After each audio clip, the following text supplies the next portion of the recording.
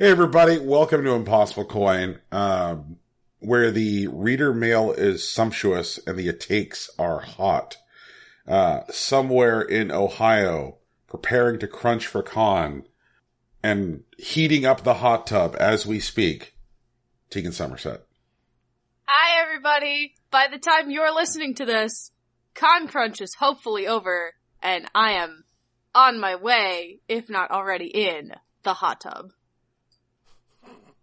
Also, Brian, I believe it's pronounced crunch. Con crunch! Somewhere in West Texas, shaming me for my mispronunciation of crunch, and already drunk in a hot tub, Rocky Hardy. Oh, man. Well, it is Memorial Day weekend. Like, if you don't have a hot tub for Memorial Day weekend, what are you even really doing? And nothing says honoring dead soldiers like a hot tub. I'm getting United States of Smashed right now.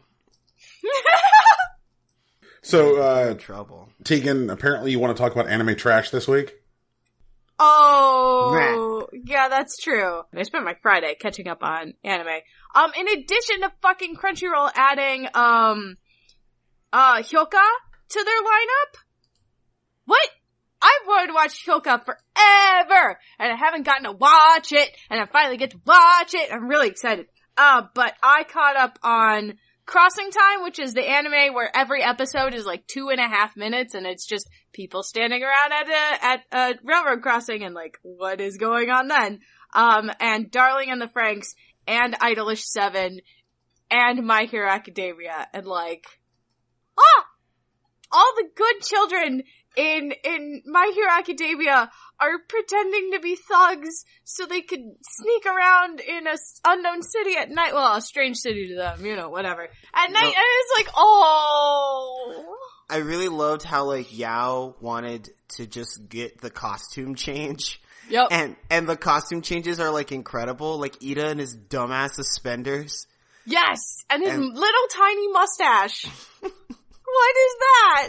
He looks like, he's the only one who looks like an adult. Like, everyone looks like a kid still. Yao kind of looks like an adult, but it's mostly the sunglasses. Like, yeah. It's kind of OD. Right.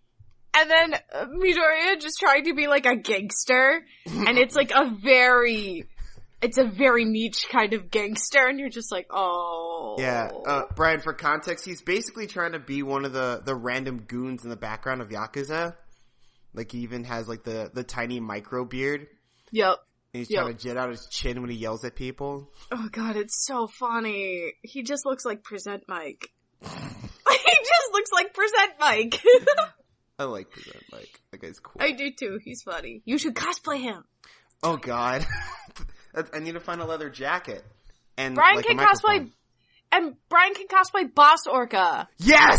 Oh my god! No. I'm sorry. I saw Boss Orca, and I'm like, what the shit, Brian? Brian, imagine, like, a 7-foot tall, like, killer whale, but he's in a suit, man. And, like, he has, like, the fins just kind of draping over the edges of the suit. Kind of like, you know, the long, like, Boss Gang hair? Brian, you need to look up Boss Orca right now. Brian, I'm trying to look up Boss Orca, but, like, he doesn't exist. Oh, his name is Gang Orca. Oh, that's why. It translated as Boss Orca. They fucking suck.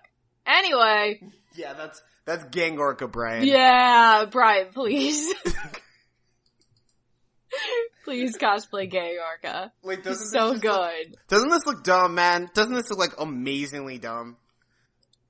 It definitely does look dumb. I'm going to say that, like, I'm going to go ahead and give it a solid 6 out of 10 on the Mr. Shakedown scale of stupid. Okay. That's pretty hard scale to score high on. That's fine. Yeah. Okay. Does that mean it's cosplayable? Will you do it? Well, Tegan, we've already got, like, a con's worth of weekend for Brian. Like, he has day 1 as Kilton. No, day 1 as Gang Orca. Day 2 as Kilton. And day 3 as Mr. Shakedown. No. Day one is Kilton. Day 2, Day. No, wait. No. Wait, we're done. Wait, no. day 1 is Brian upset in a panda Kigurumi. Okay. Day 2, morning, is Boss Orca. Nighttime is Kilton. Okay. And then right. day 3 is Mr. Shakedown. Cause Kilton only shows up at night. You can also be that guy from Resident Evil who's like, what are you buying? You can do that one too. That's a good way to get arrested. Not at a con, Brian. Not at a con! It's totally cool at a con. I don't know. Some guy walks around just opening his jacket up to people. Well, I mean, oh you always no, have to people have take clothes on photos you, of him. They'll be like, dude, can I get a photo? And you'll be like, yeah, what are you buying? And then they'll take the photo.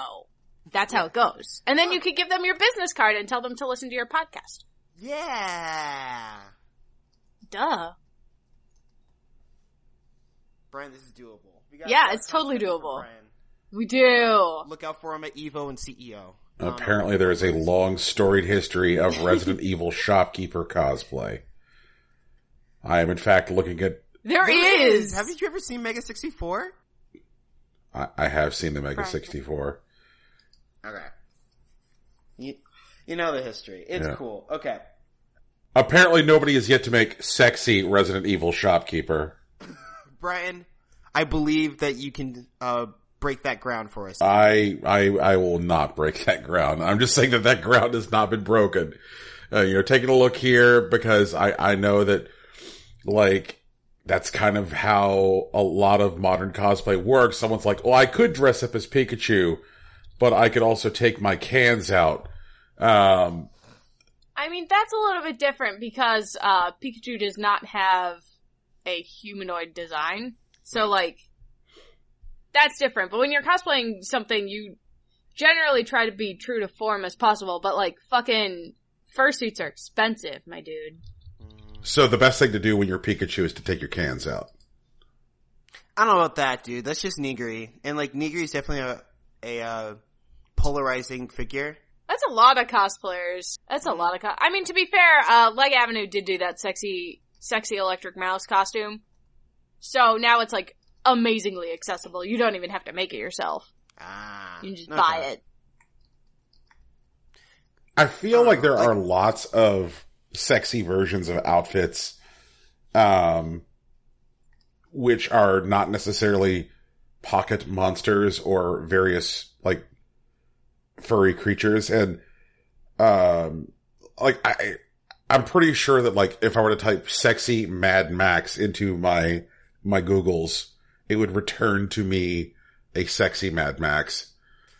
Like, it seems like, alright, yeah, I don't doubt I'm gonna lean back. I'm gonna lean back on this one. And you'll, like, receive. Yeah.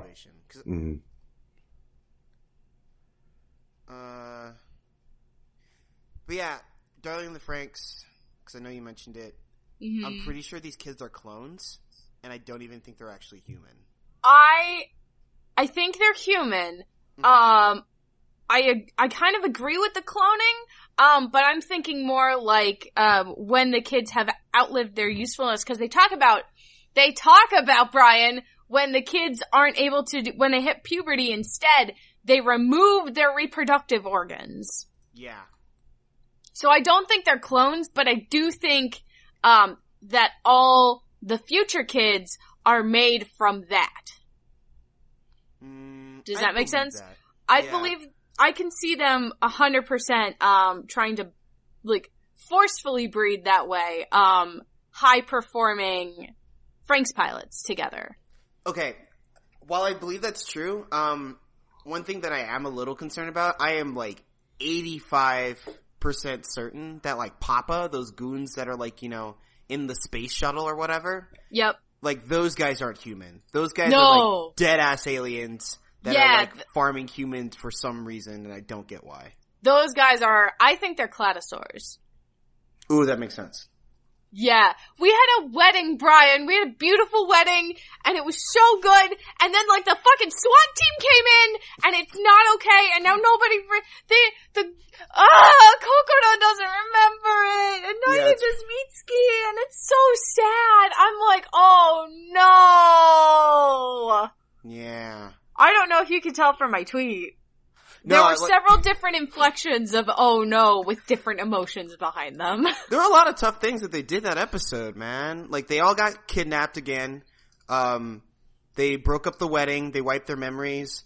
I can't even remember her name. I feel like her name's Ikuno, but I don't think that's right. But the purple hair pilot? Yeah, Ikuno. That's her name. Okay, yeah. Ikuno had basically confessed her crush to Ichigo. Mm-hmm. And that was actually a very well-handled moment. I know there's a lot of people that were like, there wasn't a lot of people. There's a very vocal minority who were angry about how that moment was handled in terms of like LGBT. But I feel like it was actually very mature given the tone of the show. I would have liked a potential like lesbian romance, but because I feel like this is one of the few shows and creators that could have handled that tonally well. Yeah. Without it being like super abusive or like fan servicey. Yeah. The way a lot of anime handle that stuff. Yeah, don't get me started on that stupid stepsister lesbian Citrus? romance thing. Citrus, yeah. God damn it. Like, fuck that anime. But, I feel like they could have done it, and honestly, they still might at some point, but they really handled that, like, from a very nice, subtle point, like, especially, like, when the Nine showed up a couple episodes ago, and Ikuno, like, basically responded to, like, the idea that the Nine said that gender is a prison, and she, like, got physical about it, and it was just like, oh, that's what set her off, that's actually really interesting, let's see where this goes. Mm-hmm. And it was, oh, man. I love her. I love these kids. But they need help, Tegan. They do. They need someone.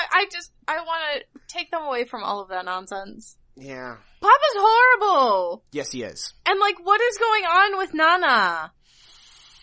What is going on? Why'd they lock her away? Why is she having, she's like, I'm catching feelings, and then they have to lock her in a prison?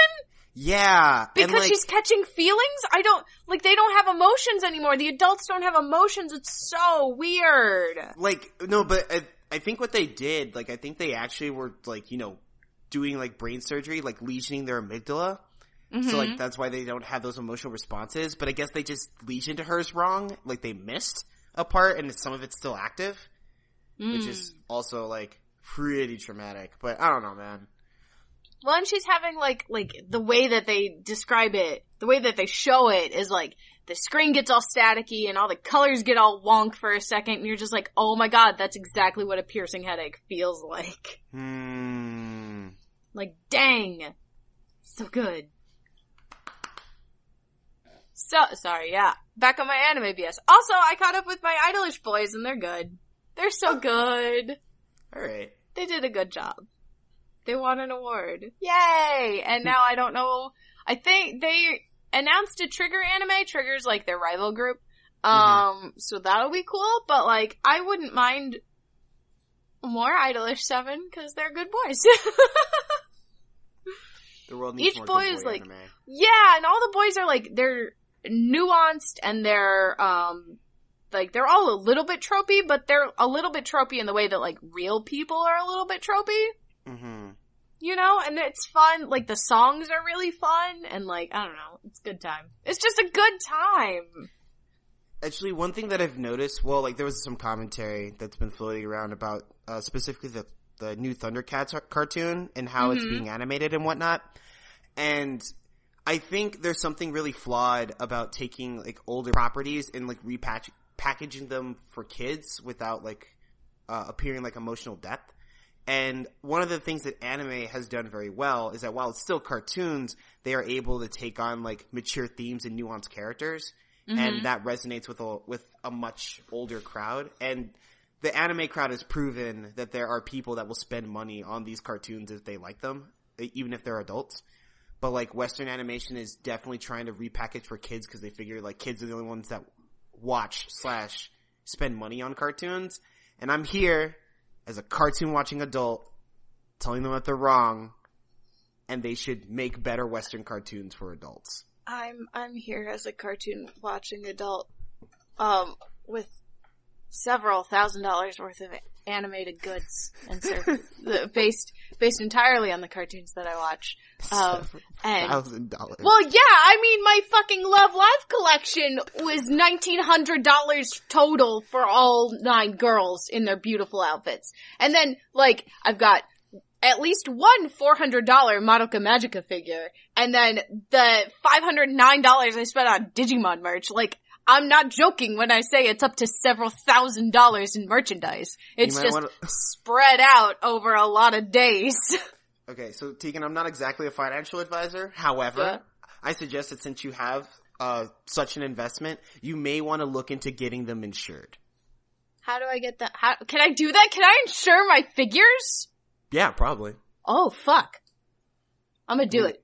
If, like, Taylor Swift can insure her legs for, like, millions of dollars, like, you can insure your figures. I want to insure my figures then, because, like, that Love Live collection has definitely got... It's for anyone who watches Love Live, it's the Love Live birthday figure project series for Muse. So, like...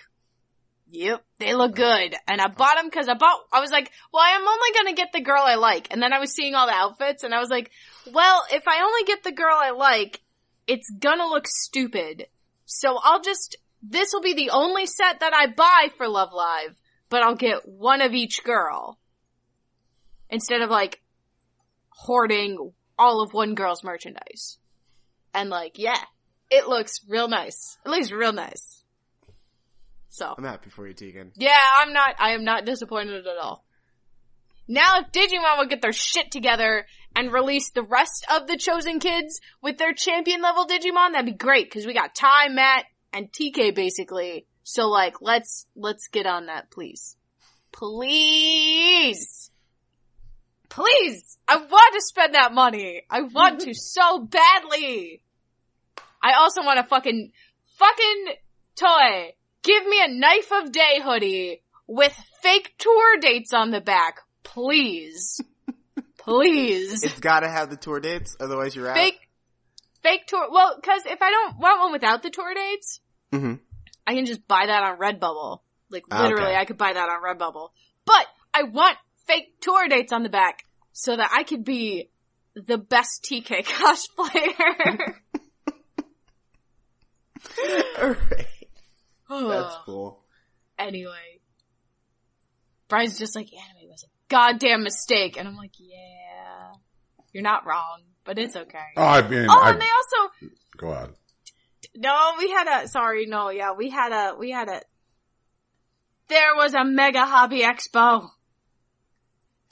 Literally yesterday. Like, it's going on this weekend. And what is a Mega Hobby Expo? They announce a bunch of new figures. Okay. Walks into the ocean. Brian's walking into the ocean. He'll be back. But it's exciting for me because they've announced another Anjouamon figure, but this one has a light up base, and she's in a different pose, so it doesn't look quite as booby. But I'm just like, how much money am I gonna have to spend to get that one in? Like, it's gonna be so much money. But they did release the color sculpt of the Takagi-san figure, and she's available for pre-order now, and like, she's so cute! My daughter looks so cute! I love her. Oh man, we have so many kids. You've seen it, right? Yeah, I have. Rocky, you've seen it. You've seen the figure. I saw the figure. You tweeted it, right? Oh, yeah. I think I did. Yeah, I don't know if I tweeted the color version, but I definitely tweeted the black and white, or the gray version, like, sculpt. Yeah. Yeah.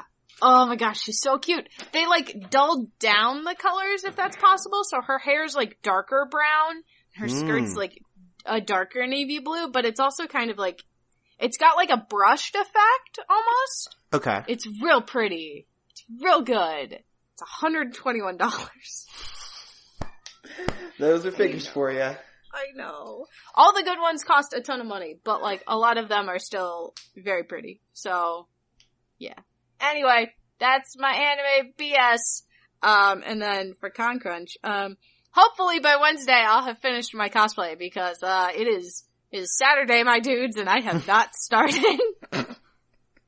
I bought pants though. I did buy some pants, that I think will actually work for Sora, Her pants in Adventure 1 are fucking aqua, and let me tell you what, you can't find aqua-colored pants anywhere. Nope. I found 5 different shades of pink, 4 different shades of green, and yellow and orange pants, but no aqua blue pants. So, I actually need to get a pair of yellow jeans, like Doing mustard my yellow best. jeans. do it!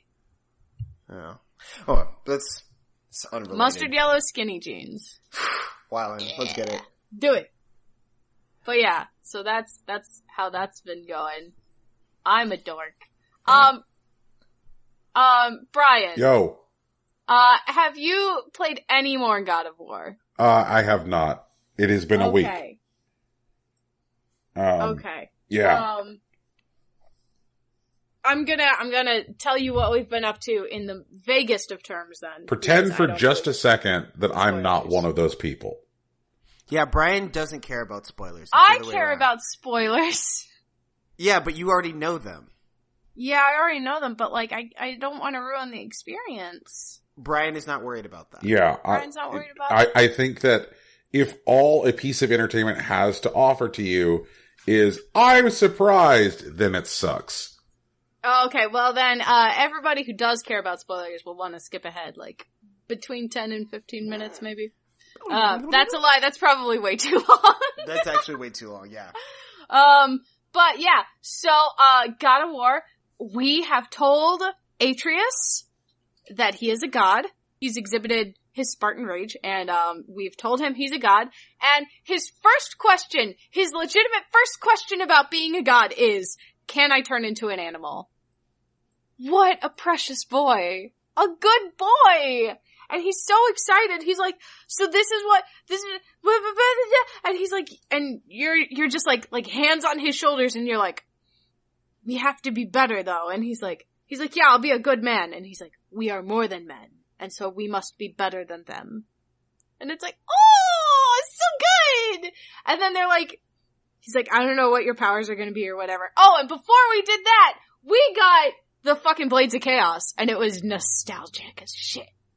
Oh, it's so good! They're so good! And they're, like, you know, fire-type weapon. So now you got an ice-type weapon and a fire-type weapon, so you can kick all the ass, and switching between them in battle is really easy. So that makes fighting stuff nice. And like, yeah, it's a good time. It's a good time. And I already know who Atreus is, as far as, like, his godliness, but Alex doesn't, so I'm not gonna say anything about that, but I know who he is, and I'm excited for that. I can't wait to get there. It's gonna be good. And I But see... now, Go ahead. oh, and Atreus is starting to be a little shit. Like, I don't know what happened. He was, like, super excited about being a god, and now he's being a little bit of an asshole. And I want to say it's just, like, maybe puberty. Maybe he doesn't quite understand, what it really means to be a god. But, like, yeah, he's being a little bit of a dick right now. He was being so pure about it, and now he's just like, well, we're better than men. And it's like, that's not, like, I thought you understood this, but maybe you don't quite get it. Okay, now you can go. Oh, I was just going to ask you about Digiman Cyber Sleuth.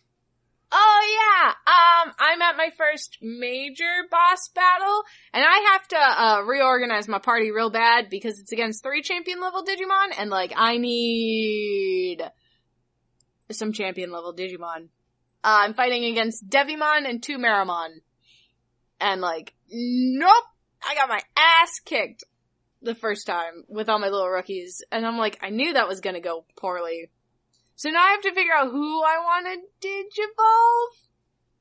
I mean, obviously I gotta digivolve Patamon, because, Angel-type Vaccine is super effective against, Devil-type Virus.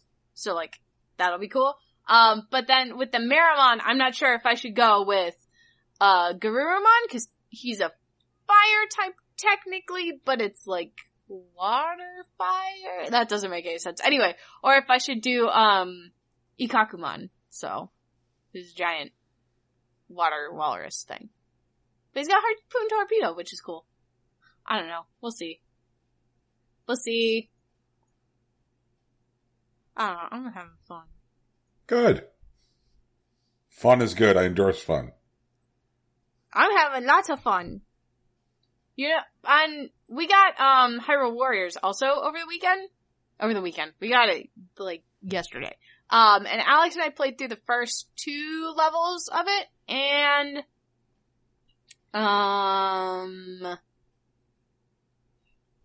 I don't like it as much as I liked Fire Emblem Warriors.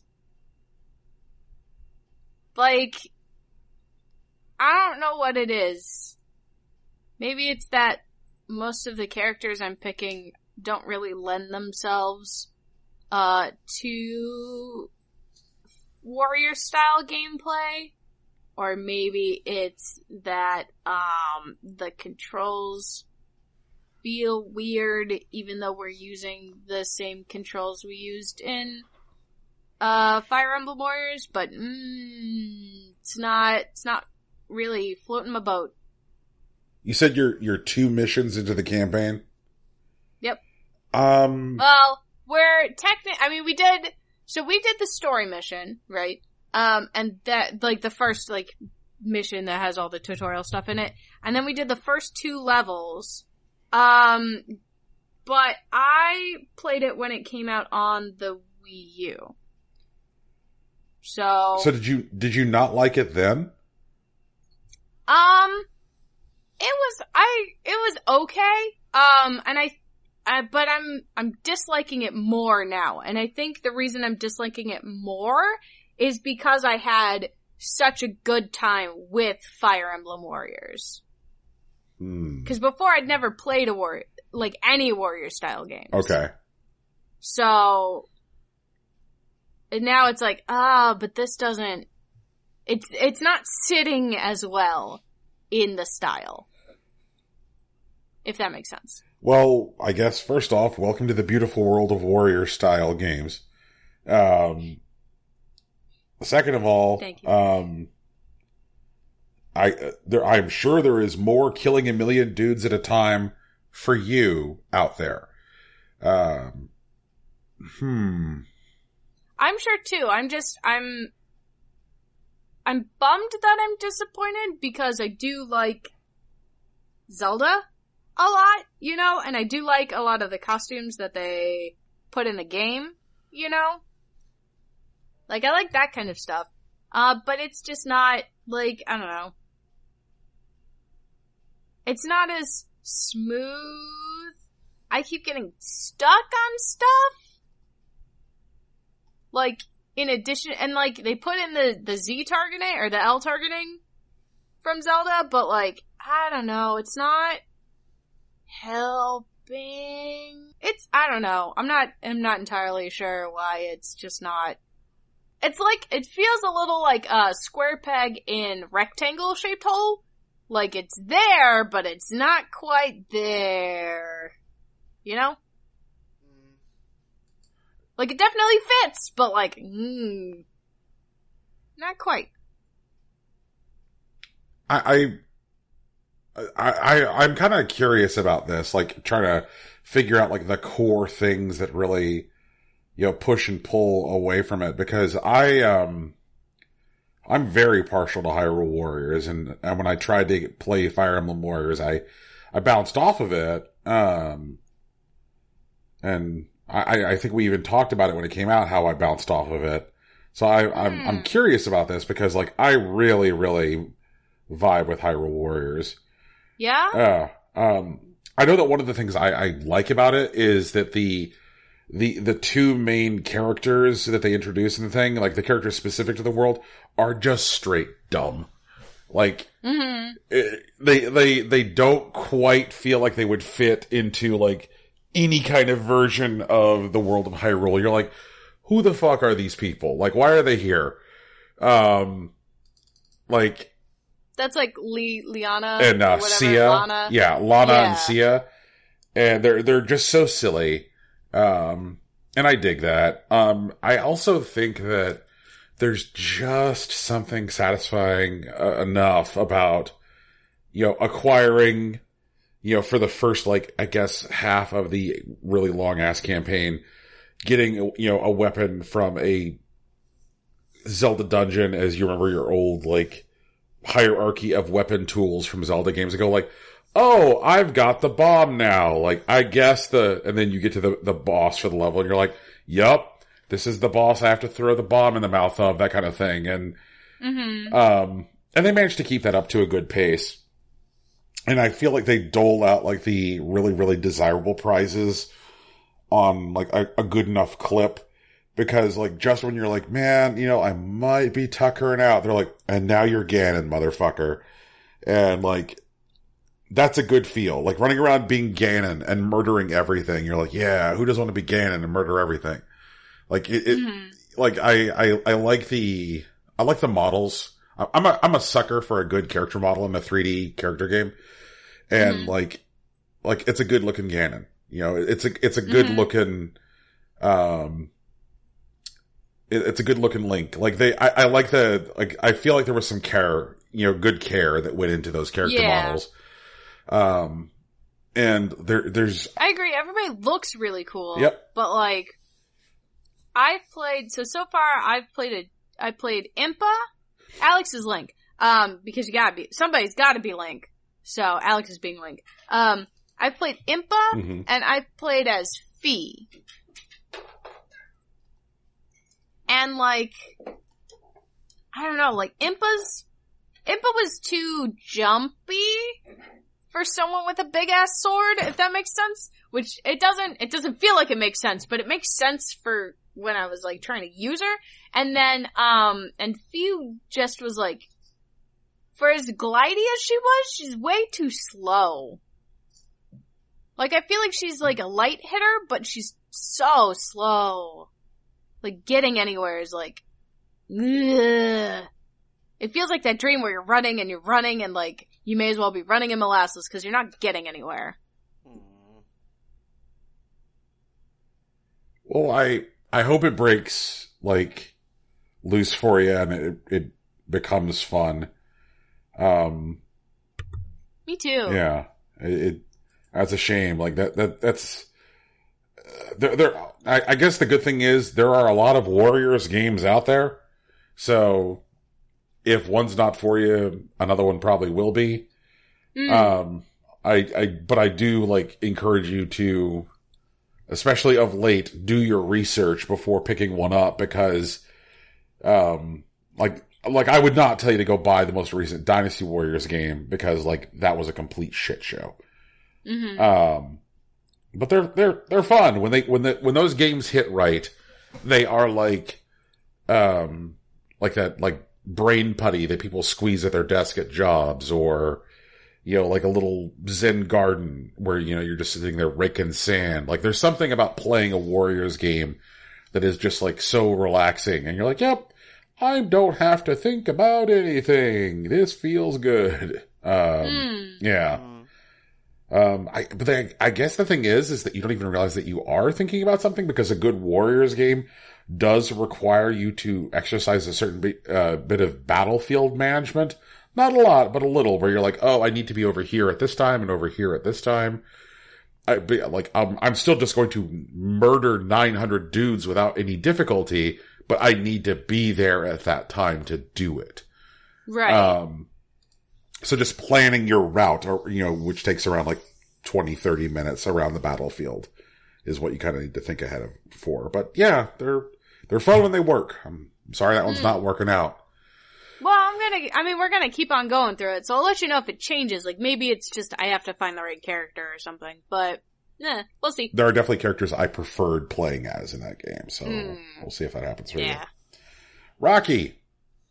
Yeah. I see that you have been playing Wizard of Legend. Yeah, dude. It's dope. I got 80 spells now. I got spells on spells. And then I don't even want to talk about my relics right now, man. I got lifesteal, I got crit, I got bonus gold. And then there's some weird curse ones in there, which are also kind of neat. And then, like, there's this combo pinata, which is, like, a huge pain in the ass, but you get a free spell out of it, so that's cool. And these boss fights are dope, and I'm trying to find my set, you know? I try to do, like, a little bit of balanced setups. I've been chopping up some videos. I'm gonna put them on the Twitter this week of some of my runs. But I'm having a lot of fun with this, like, flame dash. I found a different flame dash, because, you know, I told you about the one where you dash and there's, like, a line of fire behind you, so it kind of works as, like, a battlefield splitting tool. Now I'm using a flame dash that, like, when I dash, it, like, summons, like, a series of fire orbs behind me that charge, like, on my path. So it's kind of like a secondary hit, like a combo extender type of deal. Okay. And that's really cool. I've been using that, and I have a spell called Glacial Cross, which just, like, lets me throw a really huge cross in, like, a arc in front of me that freezes everything and knocks them all back. So it's good for, like, pushing off enemies I want to deal with later. And then I have my special, which is Shock Line, where, like, I basically dash into an opponent with, like, electricity, and I bounce to every, like, nearby enemy until, like, 9 hits or something. And when I super with it, it, like, triples to, like, 27 hits. So it's very good for, like, cleaning up bosses or, like wave clear. I'm really happy with my base set. I'm always open into looking into new spells because I'm getting, like, 5, 6 a day. I haven't gotten a full clear yet because I'm bad and, like, I don't prioritize not getting hit versus dealing damage. But I can get to the second boss fight pretty consistently. Around the time I get to, like, the third, like, stage is where I'm either low enough health where, like, if I'm not paying attention, something will blow me up, or I'm getting too aggressive and I am not managing my health effectively. But I've seen a couple of runs that are really interesting, and apparently there's an achievement for a 25-minute run. And so I'm looking forward to, like, taking a shot at that in the coming weeks. But yeah, man, it's really cool. I still feel like everyone should be playing this game, just, like, in the world. Because, like, I mean, this was made by, like, a 2-man studio. And while there have been a couple of bugs discovered, none of them are really game-breaking. And the game's super neat, and there's a lot of cool shit going on. And if these guys get more support, like, they're already talking about doing a free DLC update with, like, extra bosses and whatnot. So I really want to see these guys grow. Like, Contingent 99 is probably one of my new favorite studios. So, all right. A couple questions. Sure, go for it. One, what is carrying over from run to run? I've also heard quite a bit in the public discourse about this game, about it being absolutely unforgiving as far as, like, the difficulty goes, and because of the randomized nature of it being a roguelite, that can kind of push away the incentive to keep going because so little is carrying over from run to run. Okay. So in the game you have 2 major forms of currency, right? You have your gold pieces, which you get for defeating enemies, and you get gems, which you can get from defeating enemies, opening chests, or completing some of the special challenges, like the Pinata Combo Challenge. When you leave a stage, or when you lose a run, you don't get to keep your gold, but you keep your gems. And your gems can be used for various things. The simplest thing you can do with them is to buy more spells to set up your base, like, loadout, which is your 4 spell slots. Your basic attack, your dash, your standard spell, and your I forget what the 4th one is, but it's like a specialized spell, the one that, like, gets attached to your super. So you can always buy new spells when you come back out. In addition, you can buy new relics, which give you various abilities like lifesteal, bonus gold, extending your base combo, making health drops a little bit more common, the things like that. And then you get certain other abilities. Well, like, the spells are widely varied, and the relics are as well. And some relics actually mimic some certain spells, so there is some overlap. So there is a little bit more customization there. Outside of that, you can also use gems for basically lining up your first boss, or for a sum of gold to take into a stage with you. So usually when you start a run, you start with 0 gold and however many gems you have, but you can't spend gems in a run. But you can spend some of your gems, I think it's like 20, to start a run with 200 gold, which is enough for at least one spell or potentially like 2 health potions. I mean, you can only buy 1 per stage, but a health potion gives you about 200 HP back, which is about half your health bar. So that's actually pretty useful to use sometimes. The game is pretty tough, and it's very twitchy. So I can't say much about the difficulty being less than it is, because it's not really. Ironically, you're definitely going to get hit harder by like RNG in stages versus the actual bosses, because the bosses, they have a certain like set of skills, and you know when they're coming more often than not. And so, for example, when you're fighting, say, the Ice Queen Freya, or Ice Guardian Freya, I forget what her actual name is, she's going to do 3 skills in the first boss fight and then stop, which will like open her to combo. And in the second boss set, she won't do 3 skills, she'll do 4 instead. Kind of like, you know, the increasing Bowser fights in Odyssey. Sure. And I haven't gotten to the 3-3 yet, but I'm pretty sure that it's going to do 5 skills before it opens up to combo, but that's just how that's going to go. And so a lot of it is being careful with your loadout, or building a loadout that allows you to respond to threats quickly or safely. And there are ways to play. Like, I generally like aggressing my opponents. Like, I would like to see my enemies before I enter, and then I'll run in with like something like a Glacial Cross to like freeze a bunch of them and push them off, and then like Shock Trail to like hit a group of them to get some bonus damage before they're able to retaliate. But there's also things like there are spells that allow you to attack things just straight up with projectiles, or even summon like, for the lack of a better term, sprites that are able to use small elemental attacks to target enemies that either you're actively targeting or ones that just might disrupt your combo otherwise.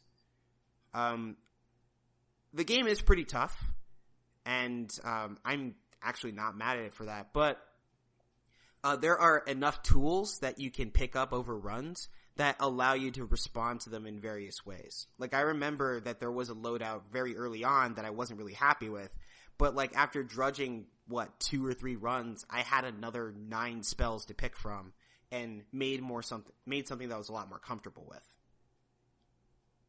So like from run to run, you're able to keep your gems, and in some stages, well, depending on how far you get, like, or how many things you actually pick up, you are able to keep relics, but you can only take 1 relic at the start of your run, and you pick up relics over the course of it. So the idea is that you want to pick 1 relic that can build into something else. What I've been doing lately is that I have a pair of Vampire Shades, which give me bonus health whenever I crit. And then when I'm in the stage, I try to prioritize relics that will either increase my crit chance or increase how much my crit damage is, which will improve my lifesteal, which improves my sustain. But it's definitely not super straightforward in that case. There is a lot of RNG involved, but I don't see that as a problem, is what I'd say. Okay.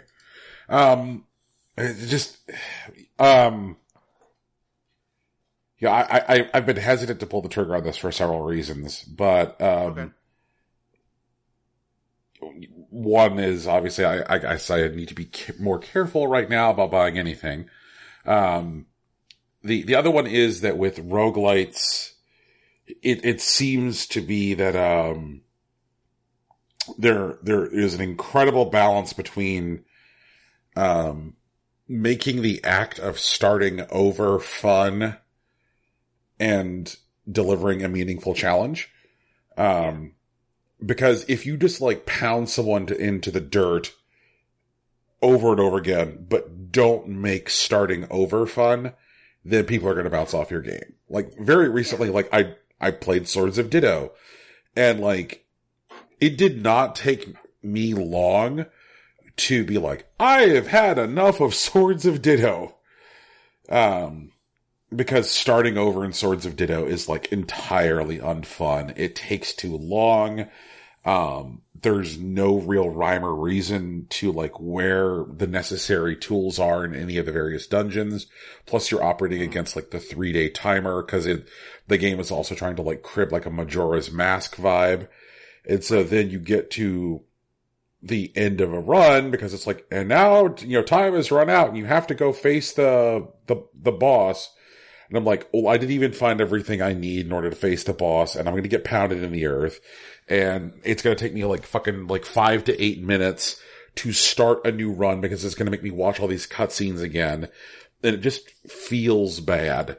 Or like I remember last year trying to play, this like, roguelite FPS called Strafe. And I really wanted to like Strafe because they tried to make the game look like Quake. It had like a very like mid to late 90s, dawn of 3D, shooters feel. And it was lots of like fast frenetic movement, trying to feel like the original Doom and Quake and stuff.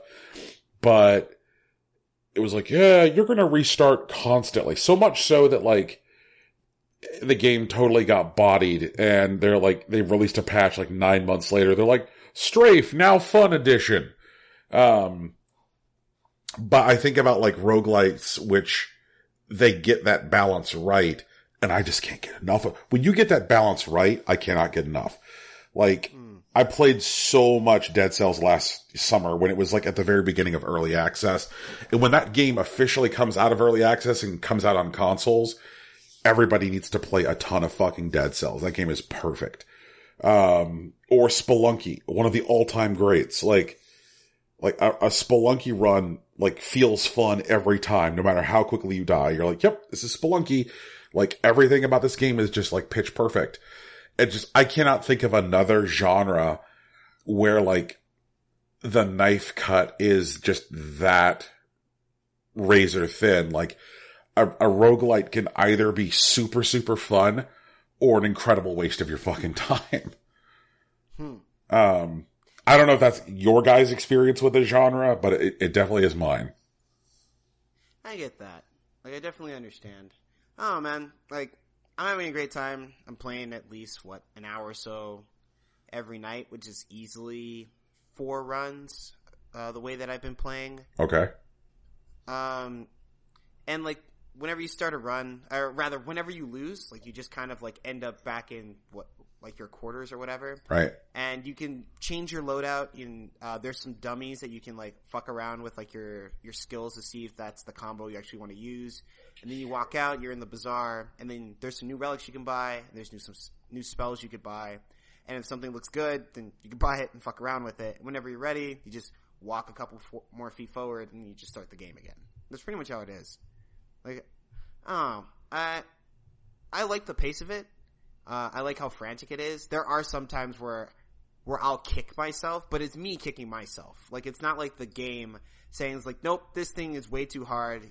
Eat shit like dumbass. Like, it's more like, you know what? I ran in that one a little too guns blazing. If I had taken a step back, I probably could have survived that fight. That's on me. Whatever. I'll do it again. Man. Yeah. Oh, man. I think it's cool. I think you should try it out. There is one game that I am concerned about, which is Sushi Striker: The Way of Shishido. The game is so colorful and it's super like bright and goofy. I have taken some videos of some of the ridiculous character models, but I am just playing the demo. I haven't bought the game yet because the game is $50, and I did not expect that. Like, it looks like it's a fully like fleshed out game. Like the sushi fighting seems like a well-developed like skill choice and whatnot, and there are attack and defense options, and there's like sort of Pokemon-esque abilities that you can equip and whatnot, and so it looks like the game is potentially deep, and the art looks like fun and everything. I just didn't think it was going to be a $50 game, and through playing the demo, I'm not sure if it's just like the content thing, or if it's simply because it's coming out on 3DS as well. That like I was expecting it to like be less. Like I thought it was going to be like a $30, maybe $40 game, but it's straight up $50 on the shop. Yep. But that being said, the game is very neat. Lining up the sushi combos is satisfying, especially when you don't have to use like the super, which just makes all the plates the same color. The plates seem to have a kind of oblong numbered system for like damage. Like they don't increment uniform, and there's something like I think it's like 1, 3, 6, 13, 39, 50, 65, 100, and 125 for like white plates with rims, solid color plates, and then metallic plates. And I'm not sure how that is unless it actually is for balance.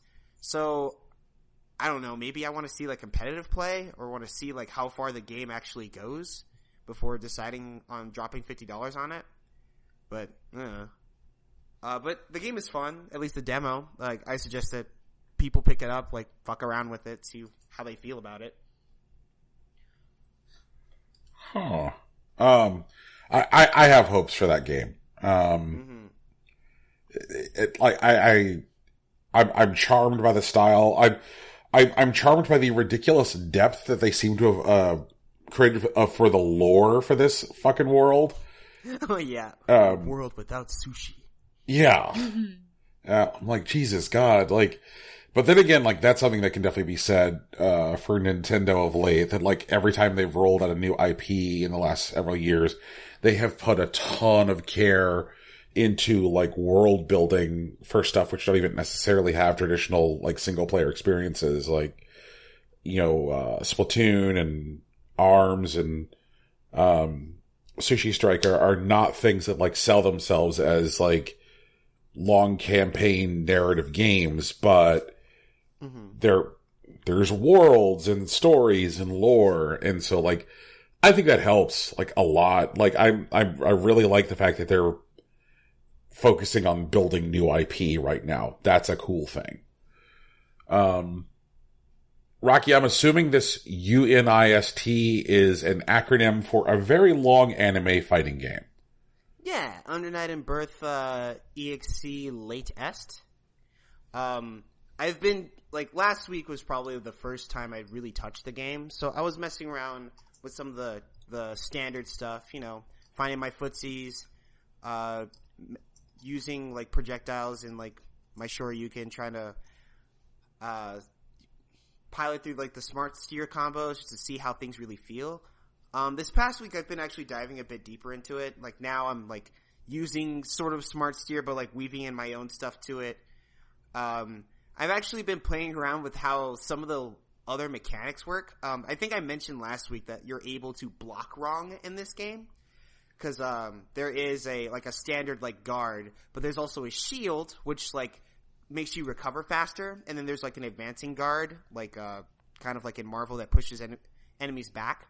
But there are situations, for example, if you, like, think that someone's gonna hit you with something, but you shield and they grab you instead, that grab actually, like, takes away your ability to both, like, block and, like, dash for, like, 15 seconds.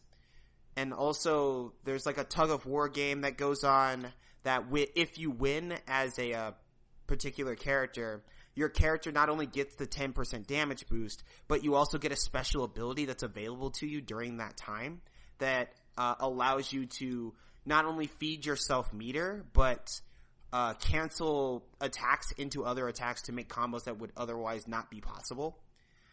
So there's a lot of, like, systems that influence how the game is played at higher levels. So you can pick it up and definitely fuck around with, like, Street Fighter knowledge. But there's a lot of nuance to this game that now that I've been watching a bit more footage make a lot more sense to me. Okay. Where characters, like, just straight up have parries that don't seem to have anything on the command list. Or you'll see that that read-based gameplay is also heavily rewarded in this game. Cause you'll see, like, especially in Street Fighter, read-based gameplay is generally a risky way to play fighting games in those. Like, you might as well just take people that have good buttons and just trade buttons when they're favorable to you.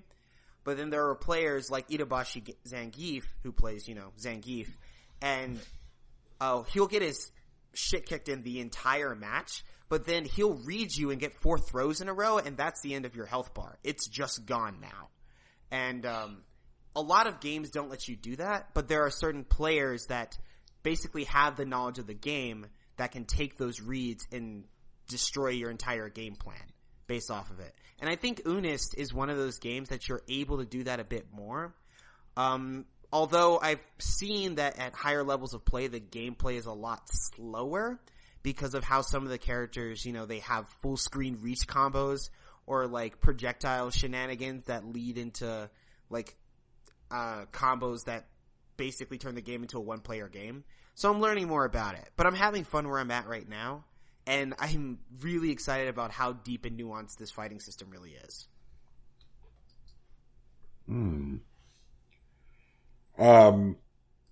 So anime fighters are kind of famously inaccessible. Yeah, because there's usually a lot going on. Right. And, in addition to having like all of that like level of complexity that you expect from like a 2D fighter, which is kind of a thing now, like 2D fighters will have systems on top of systems. Usually the added layer that goes on with anime fighters is a lot of like very lush animation, and there's just a lot of shit going on visually. So if you're trying to keep track of like fighting game stuff, it's made harder by like animation.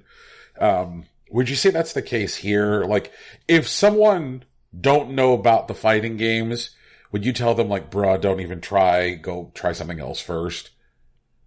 Well, no. First of all, I would never tell anyone don't even try. But also, even if I were that kind of person, Unist is still like one of the most, I want to say one of the most gentle of introducing players to not only the scene, but like how their game is played. Because I know like you've talked about Skullgirls, and one of the things that Skullgirls did is that they definitely gave you time and space to figure out how to play Skullgirls specifically. And Unist not only does that well, but they teach a lot of fighting game fundamentals in a way that isn't, pedantic, but also assuming that you haven't done the reading. You know what I mean? And so, like, they talk about a lot of really interesting things. Like, for example, the Shoryuken motion, which a lot of new players have a lot of trouble getting down at first. One of the nicer things I remember seeing in the tutorial was that a simple way to do the Shoryuken motion is just to hold forward and then do a quarter turn.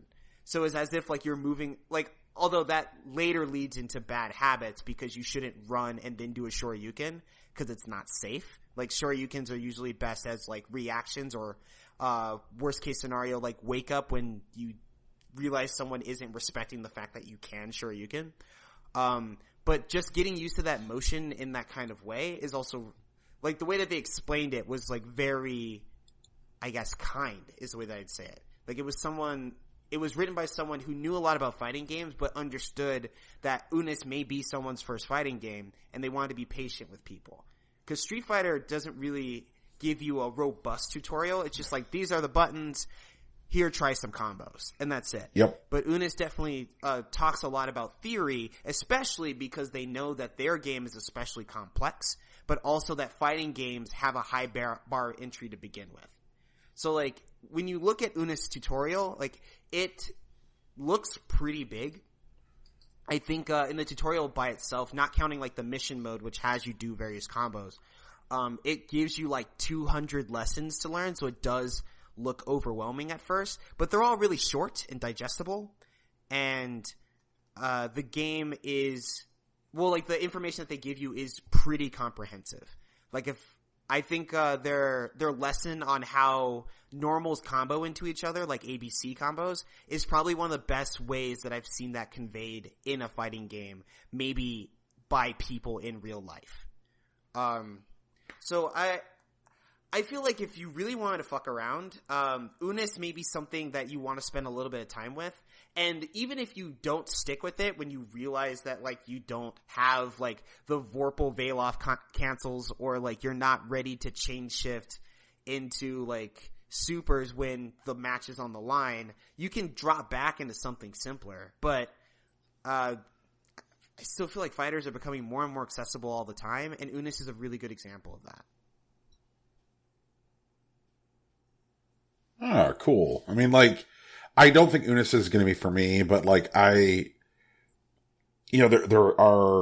there is a upcoming fighting game, which is not necessarily, say, advertising itself based on accessibility, which is Blade Strangers,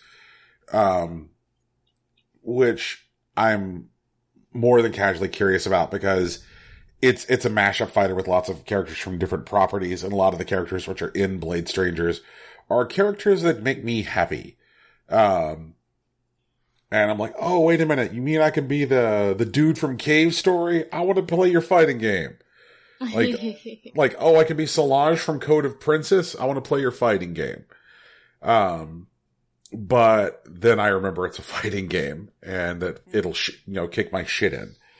Like, it happens about once a month, like, Festival comes over, he knocks on the door, he's already kind of drunk.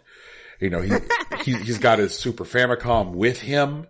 He won't even fucking play. It's just under his arm. It's just under his arm. He's like, I don't even care about your fucking fancy new box that you have that plays Super Nintendo games. Fuck that, Brian.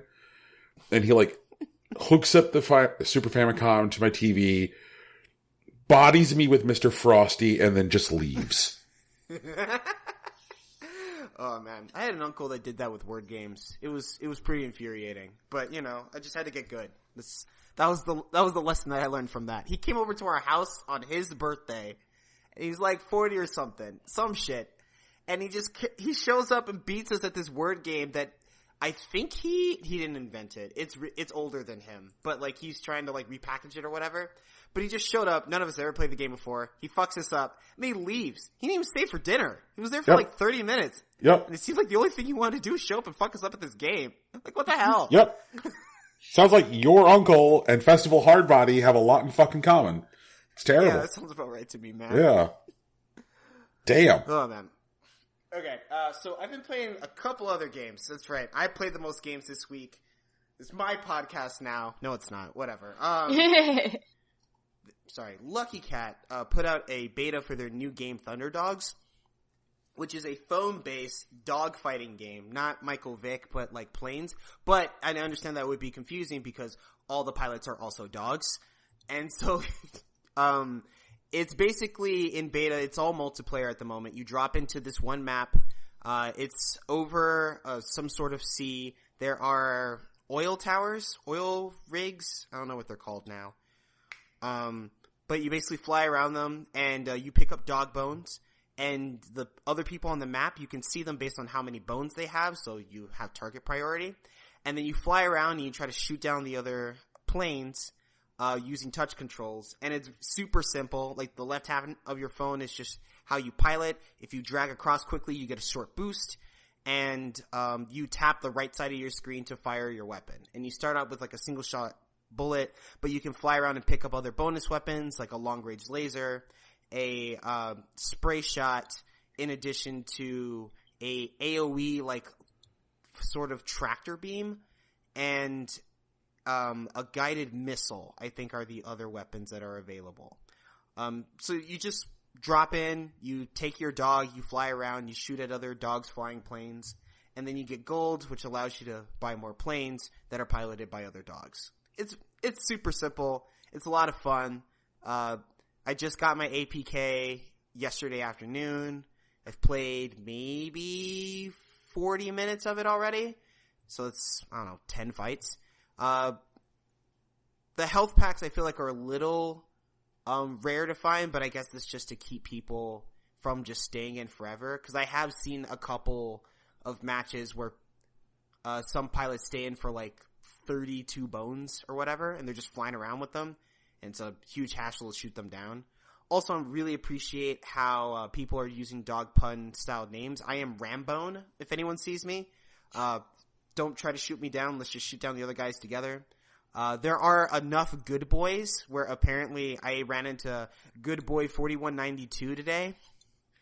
So, I don't know. It's neat. I've been having fun with it. And the beta's still open, so if you join their mailing list, they'll probably send you an APK, and you can fuck around and shoot at other dogs flying planes with me. I have been in the past a fan of Lucky Cat's work, so this makes me curious. They are guys who try to make actual games for phones as opposed to just like things to make you open up your wallet. Yeah. Yeah, like they did a pretty solid beat 'em up for phones called Beat Street. I remember Beat Street. Yeah. So I mean, these guys do good work, and like they seem to want to design for touch in ways that are like not terrible. There's no like on-screen buttons and joysticks, so like I always hate that shit. So I'm curious about this. Keep us posted. And I see that you have been attempting to capture Pokemon in real life. Yeah, man. Like, I'm trying to get into Pokemon Go again, because like I feel like it's alive and well. I am in a couple of local Discords and a Facebook chat that's looking out for raids because I'm trying to raid more. But I realize I'm like thoroughly underwhelming because I'm under like level 30, and apparently level 30 is when like you're able to raid a lot more effectively. Mm-hmm. And I think if I remember correctly, level 30 trainers have a Pokemon with high enough CP because the CP scales with your level, not just the Pokemon. That can take on a like a level 3 raid, which usually requires a handful of people, somewhere between 1 to 4, 2 to 4, like solo. Like if you build the right team, you can solo a level 3 raid by yourself. Yep. And that seems really cool. Like I would be into that. I am a little sad because there is a EX raid going on next week on Monday and Tuesday, which will be, after this airs, but where Mewtwo will be available, and like that's all I really wanted. Well, there's two things I really wanted from Pokemon Go. I still want PvP in a way where like I can see people like fighting, like in the promo commercial where they had that one guy on the bridge with a Snorlax, and then there's like a girl in a boat like sailing under the bridge, like watching her Gyarados fight the Snorlax. Like I still really want that. And I wanted the like mass raid that they showed at the end of the commercial or trailer where they had like 100 people in Times Square like facing down a Mewtwo. Like I still want something like that difficult, but I haven't seen it yet. I know EX raids are supposed to be pretty tough. I know higher level players, like actual like cap players, like level 40, they can take down Mewtwo with about 5 to 10 people if they're really good. But I know some EX raids take like a lot of people, so you kind of need to be organized. I am also really hurt that some region-specific Pokemon I'm not going to get anytime soon. Like, I need to go to South America to get a Heracross, and I don't know what to do about that. You can also hatch a Heracross. Oh, okay. You're not totally screwed. You're just mostly screwed. Yeah, but they're real rare. Same with Kangaskhan and Farfetch'd. You can hatch them. It's just gonna... And Mr. Mime, just the odds are like super low. Okay, so I just need to walk a lot more in super populous places where there's a bunch of stops. That's fine. I can do that. I have 2 of the 3 legendary birds. I'm looking forward to getting my Articuno. I am kind of sad how much I have to walk to get their buddy candies. So like you strengthen your own Pokemon with like candies, which you can get by catching Pokemon of the same species or now walking with them. And most Pokemon have a range of 2 to 5 kilometers before you get a free candy. Some of them have 10. But the legendary birds, given that they're legendary, you have to walk 20 kilometers before you get a special, one of their candies. So my only real answer to getting, Moltres and Zapdos candies is just to raid a lot more and use raid candies on them. Which I can do. I just don't really want to right now, but it's fine. I need to, like, build a raiding crew, a gang, if you will, and, start taking over the city. Like, I gotta conquer my block, and then my town, and then the city, and then the state, and then I'll just be, like, the best Pokemon Go player in the country. I don't know how I'll get there, but I hope that you'll join me on this journey. I mean, well, which team are you on? Mystic. Mystic? Yeah, so you can be the best Mystic player in the country. What? But you're not gonna be the best Pokemon Go player in the country. What do you mean? I eat Valor for breakfast. Well, cause I'm gonna be the best Instinct player in the country. Okay. Duh. Well, Tegan, that might be a close third. That would be cool. I'm interested in that. I already have 2 shiny Ho-Oh. So you know. Really? Yeah, really! Oh my god. Both of them have appeared at the raids that we have at work, and both times anybody has gotten a shiny Ho, it's been me.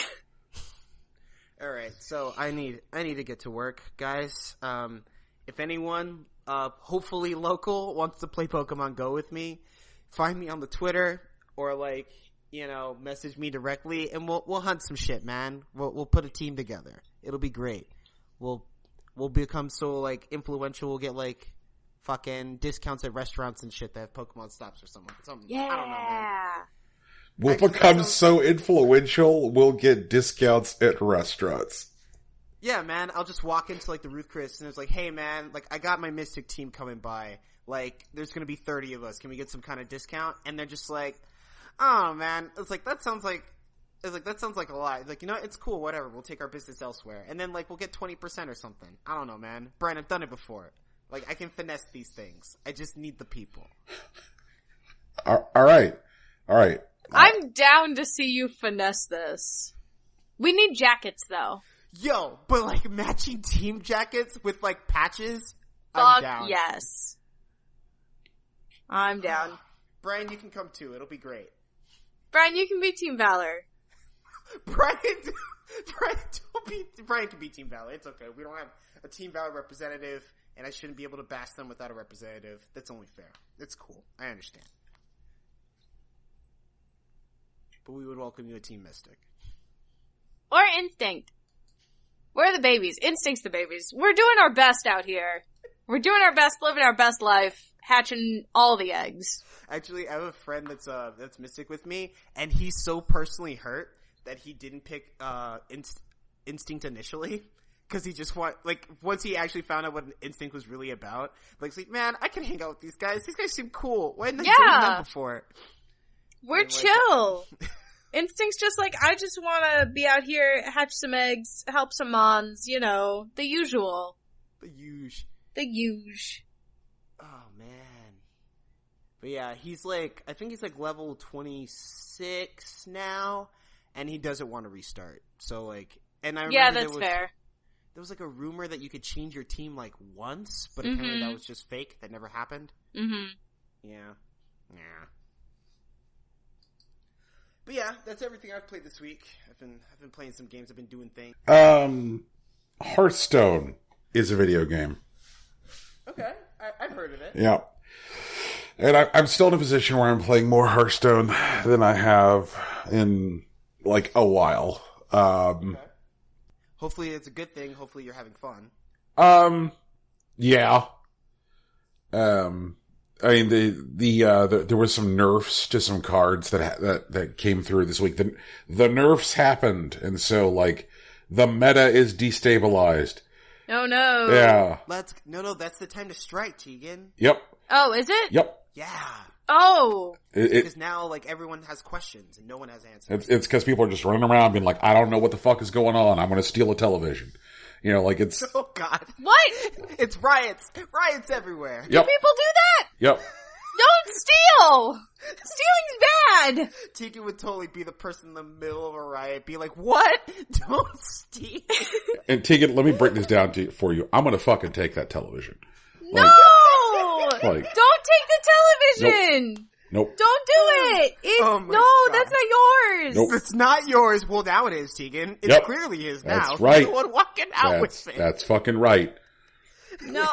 You know what else? I'm taking this 2-wheel dolly to put the television on. You know? You're not even going to bring the dolly back. I'm not even bringing the dolly back. Course of business. I just got a dolly now. That's what I do. Oh no. Yep. Oh, Yeah. So the meta's wild right now, which is cool. So because there's some, like, major, like, there are nerfs which definitely made the top 2 decks before now, like, they're no longer tier 1 decks. Okay. They moved a card called Call to Arms from costing 4 mana to 5 mana. which means that when people are trying to play even Paladin, which requires you only play cards which have an even number mana cost, they can no longer put Call to Arms in that deck, which means that that deck is now too slow, and those people are just fucked. So, eat it, even Paladin people. I say that being an even Paladin person. Also, there were a couple changes to cards which are kind of integral to Q block. You know, they made Dark Pact only heal for 4, and then they raised the cost of this little shitbag that would get you out of Void Lord early. And so now the Void Lord people are too slow, so it's like you can't Q block effectively anymore, which is like made some like weird decks kind of rise to the top of the meta, which I would totally not expect. Like all of a sudden, Quest Paladin is back in a big way, and even Rogue is a thing, which totally surprises me. Like, holy shit, what is even Rogue? Like, what the fuck is this? But like, Odd Rogue would be the thing. You know, I would have thought Odd Rogue too, but like people like to, they like to be able to dagger up on the first turn. And so like, I'm not sure where the, everything is going to settle. Spiteful Druid is still really strong. Increasing the cost of Spiteful Summoner from like 6 mana to 7 mana means that like, nothing. He's still like for Spiteful decks, like an incredibly powerful card. Cause you're like, okay, whatever. Like I'm getting a free 10 drop on turn 7 versus turn 6. Wah, wah, wah. Because druids are slower anyways. So like the extra turn isn't going to hurt them that much. Yeah. So like it's not a big deal, especially if they focus on getting some heavier bodies out on the earlier turns. So like that getting their free 10 drop minion on turn 6 versus 7 is not really going to kill them, especially if they're running the Malfurion replacement hero, the Malfurion Death Knight. So like no big deal, because it just means that like they can taunt up with that and just start doing 3 damage with their hero power. So I'm liking it right now. It's kind of crazy. I'm trying to like run some like weird shit. Like Rocky, I'm in the lab. I'm in the fucking lab, Rocky. Me and my Dolly, we're in the lab. Can't wait to see Brian at his Hearthstone fair with his trifold board showing his presentation. I'm really excited to see how that goes. So what I've been cooking up, what I've been working on is odd, spiteful pirate warrior. I'm about it. Yeah. That sounds weird. That sounds like a real weird thing that no one's gonna expect. Yeah. All right, walk us through it, man. How does it work? So, I think the first thing I like about this deck that I've been working on is I pulled a card from the basic set that like nobody's running at all. Mm-hmm. Spiteful Smith. Who is a card which has an enrage quality to it, but when he enrages, he himself doesn't get a higher attack value. What he does is he increases the attack value of your weapon. So, slotting that into a warrior deck with like a warrior deck that runs 6 weapons means that there's a good chance at any given time when your Spiteful Smith is enraged, you already have a weapon equipped. Which is good. Plus with pirates, since it's an odd pirate warrior, I can run, Captain Greenskin, which can like buff my weapon attack. That also means I still get to run like the pirate that buffs all other pirates because he's a 3-drop. Means I get to run South Sea Deckhand, who's a 1-drop, so he slots into an odd numbered deck. Also, he has charge when you have a weapon equipped. So if you're running 6 weapons, out comes your little pirate who hits for 2 with charge, which you can use for board clear, running some rush minions for like board cleanup and control against aggro decks. So I was running it on stream last night for most of the evening. Just trying to get used to it, learn the matchups. But I'm liking it because it's a weird deck, which means that people don't really know what to make of it. Still running a lot of Thief Rogue because it's a fun novelty deck. So Hearthstone, still fun. Looking forward to seeing what the summer expansion looks like. They usually drop the summer expansion in like July, August. Okay. So they should start like at least dropping some hints about like what the name of the expansion is, so that way we can get an idea as to what the theme will be. But they seem to have been, over the last couple expansions, trying to slow the game down. Yeah, I've noticed that. Yeah, so I'd be curious to see if they keep that up. Because with the introduction of legendaries that give benefits to running either only odd cards or even cards, the game is still kind of fast. Because those buffed hero powers, really give you a lot of momentum early. So I'm curious as to what they'll do, with that going forward. But yeah, Hearthstone. I didn't put it here, but I guess I played some Galaga this week, but that is also like a 30-year-old video. God, that's like close to it's a 35-year-old video game. Yeah, that sounds right. Yep. So yeah, I played some Galaga this week because Galaga is good and makes me feel nice. That's cool. And unrelated to everything, I'm going to take a moment to just fucking bitch about Netflix here for a second. All right. Have I ever bitched on this show about the time my Netflix account got taken over? No. Jesus fucking Christ. So that was a thing that happened 2 years ago. And like it was a big enough struggle that I'm surprised it never just came up on the show.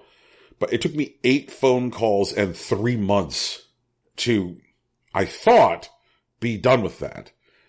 I ended up having to close a Netflix account and start an entirely new Netflix account, because Netflix told me, like, yeah, this account's pretty much fucked. There's no way you can ever recover it. That's weird. Yep. That sucks. Yep. And part of what Netflix did during the shutdown of that account was to blacklist the payment method associated with that account. And I'm like, but guys, no. What was compromised was the account, not the funding instrument. They're like, yeah, we blacklisted this American Express card. I'm like, but that's my American Express card. Yes, welcome to Netflix.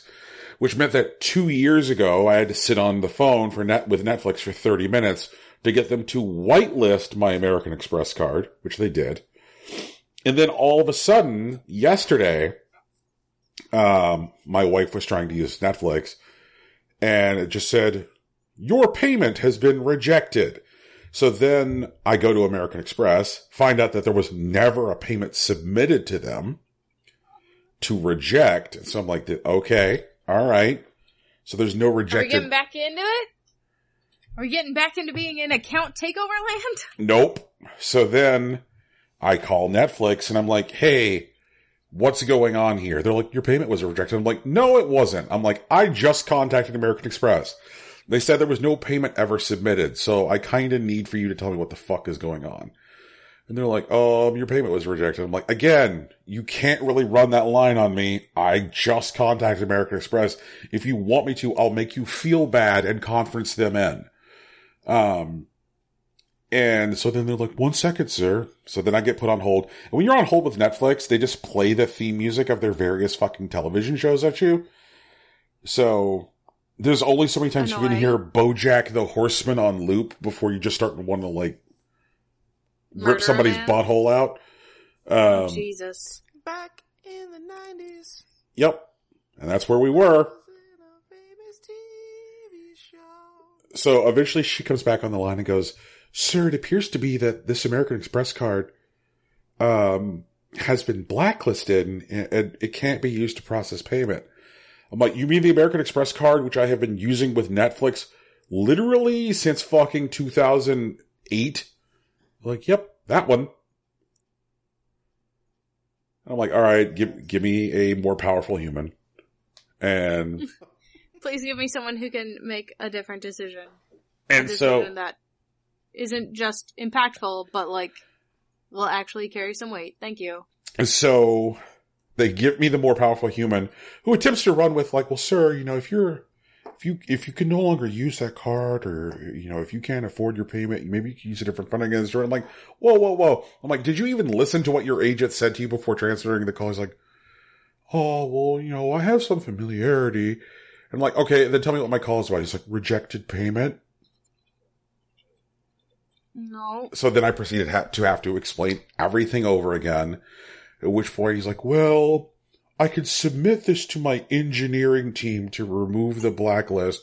I'm like, which is what you did with the same card 2 years ago after my old account was taken over. I'm like, do you have any access to any data about my old account? It's like, no, I don't.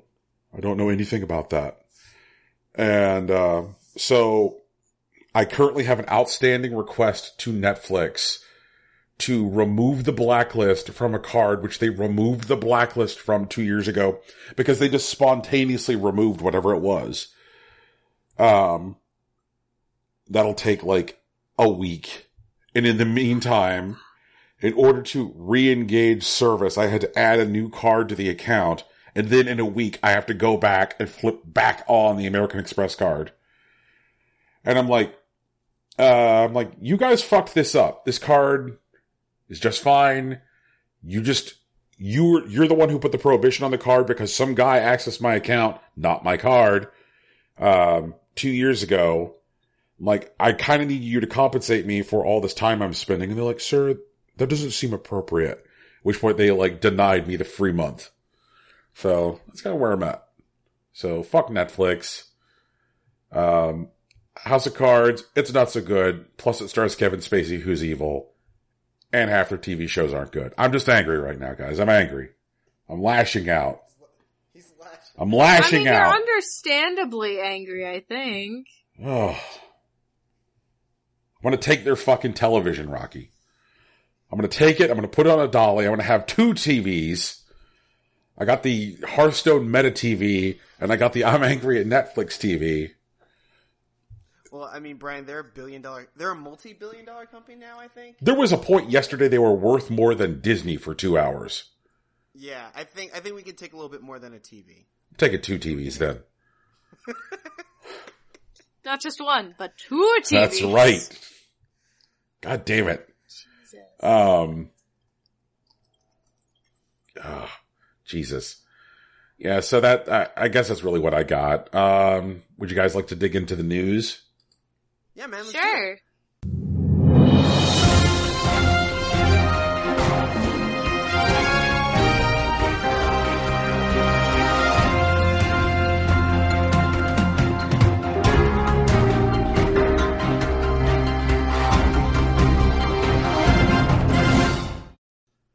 All right. So, Total Biscuit has passed away. Oh no.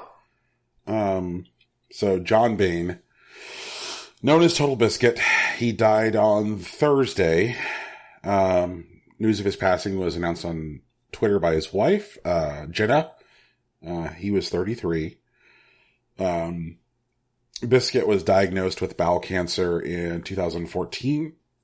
He later went into remission, but last year he announced his cancer had resurfaced and spread to his liver and spine. In April, he retired from game criticism after announcing that his cancer was no longer responding to chemo. He continued to stream videos saying that his various YouTube, Twitch channels, and his podcast would continue after his passing.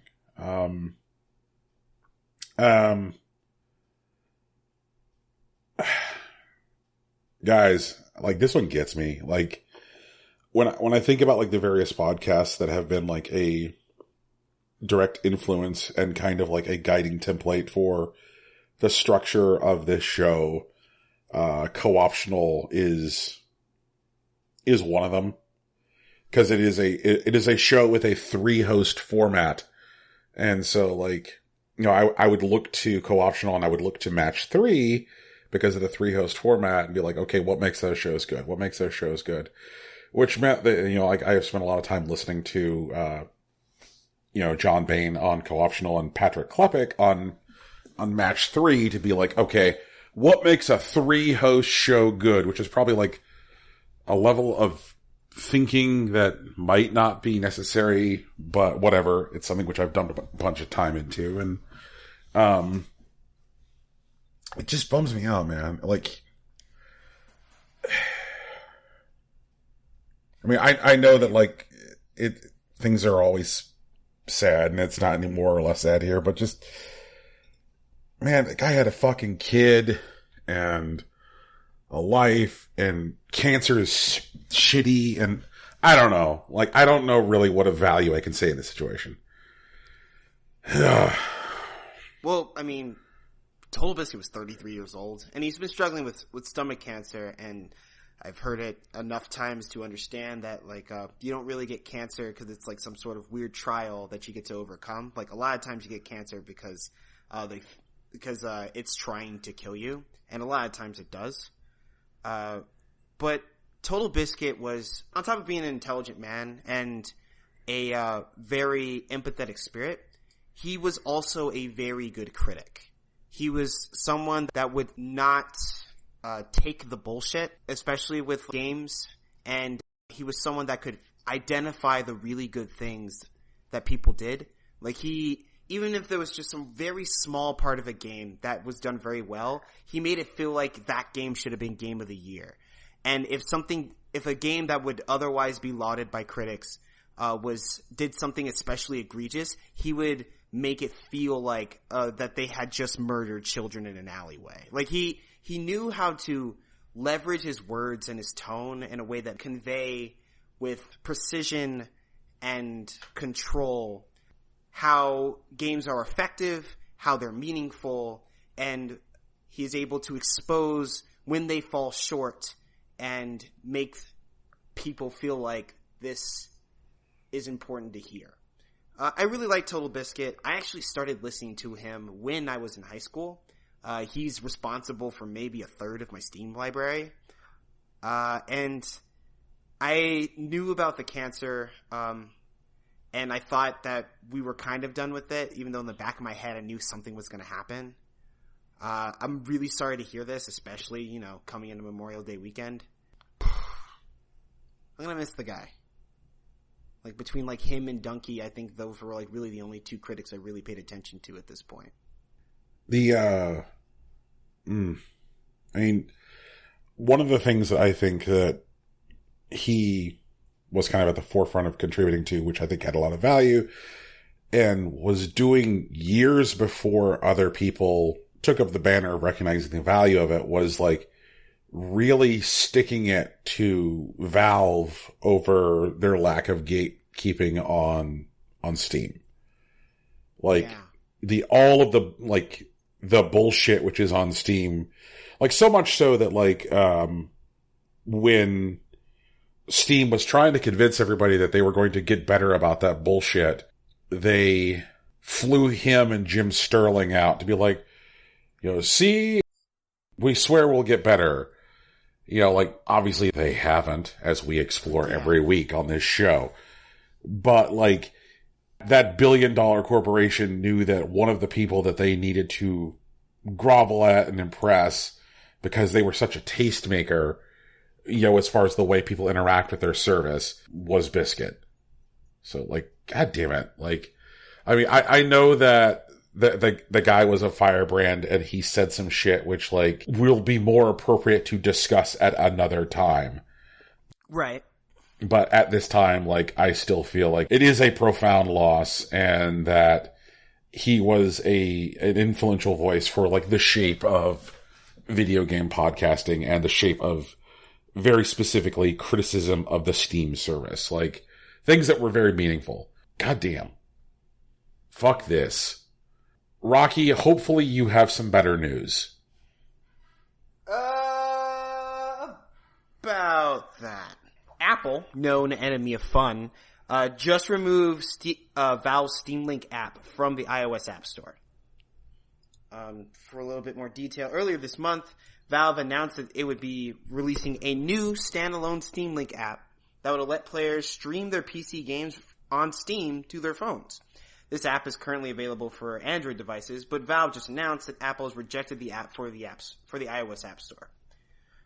There's actually a quote from Valve that reads, "On Monday, May 7th, Apple approved the Steam Link app for release. On Wednesday, May 9th, Valve received news of the app.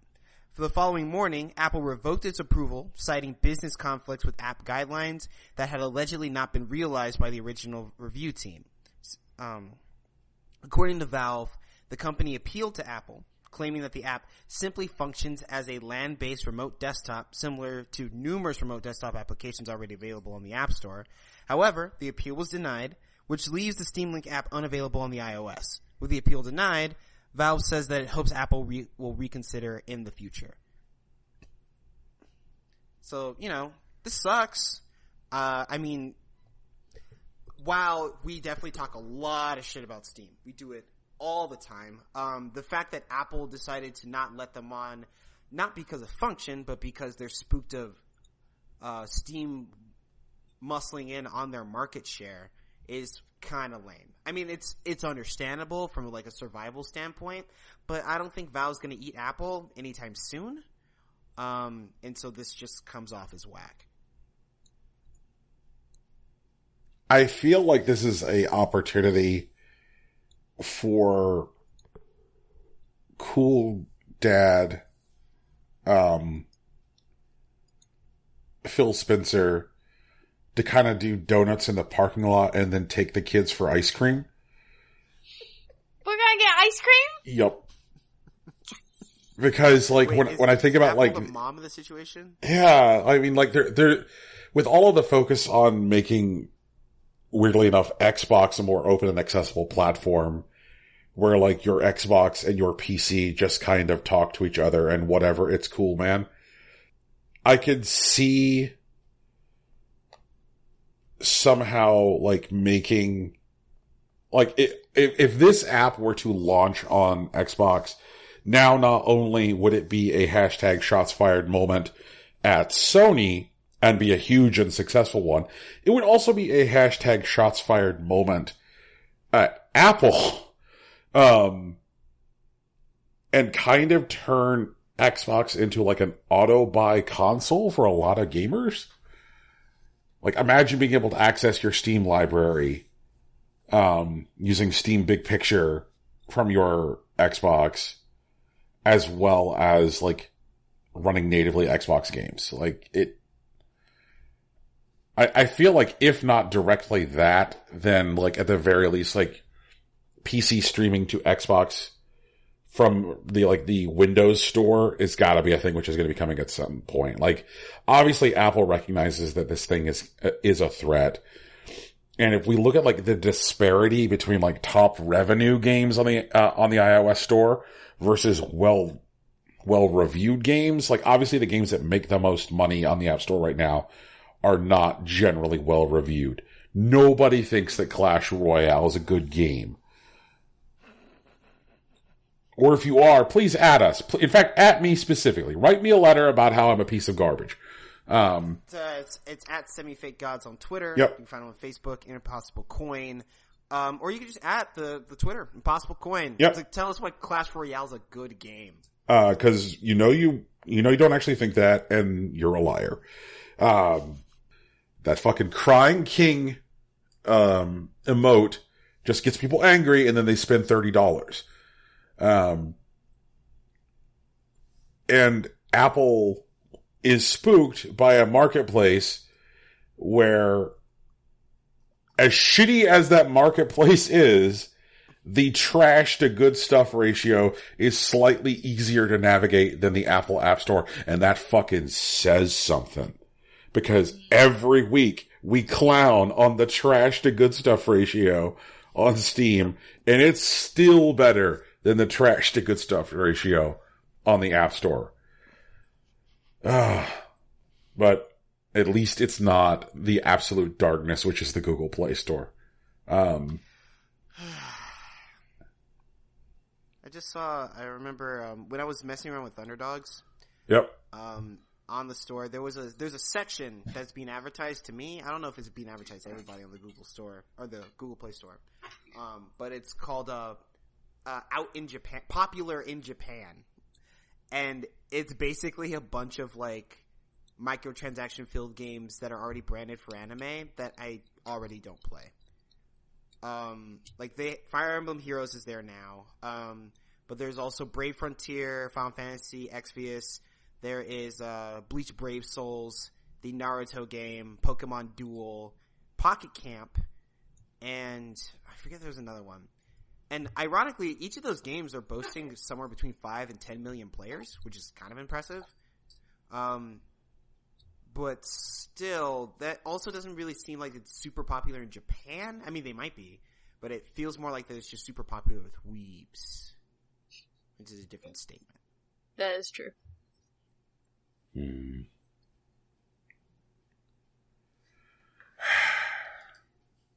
All right, maybe Tegan's got good news, right? Tegan, what you got? Possibility. I got some interesting news.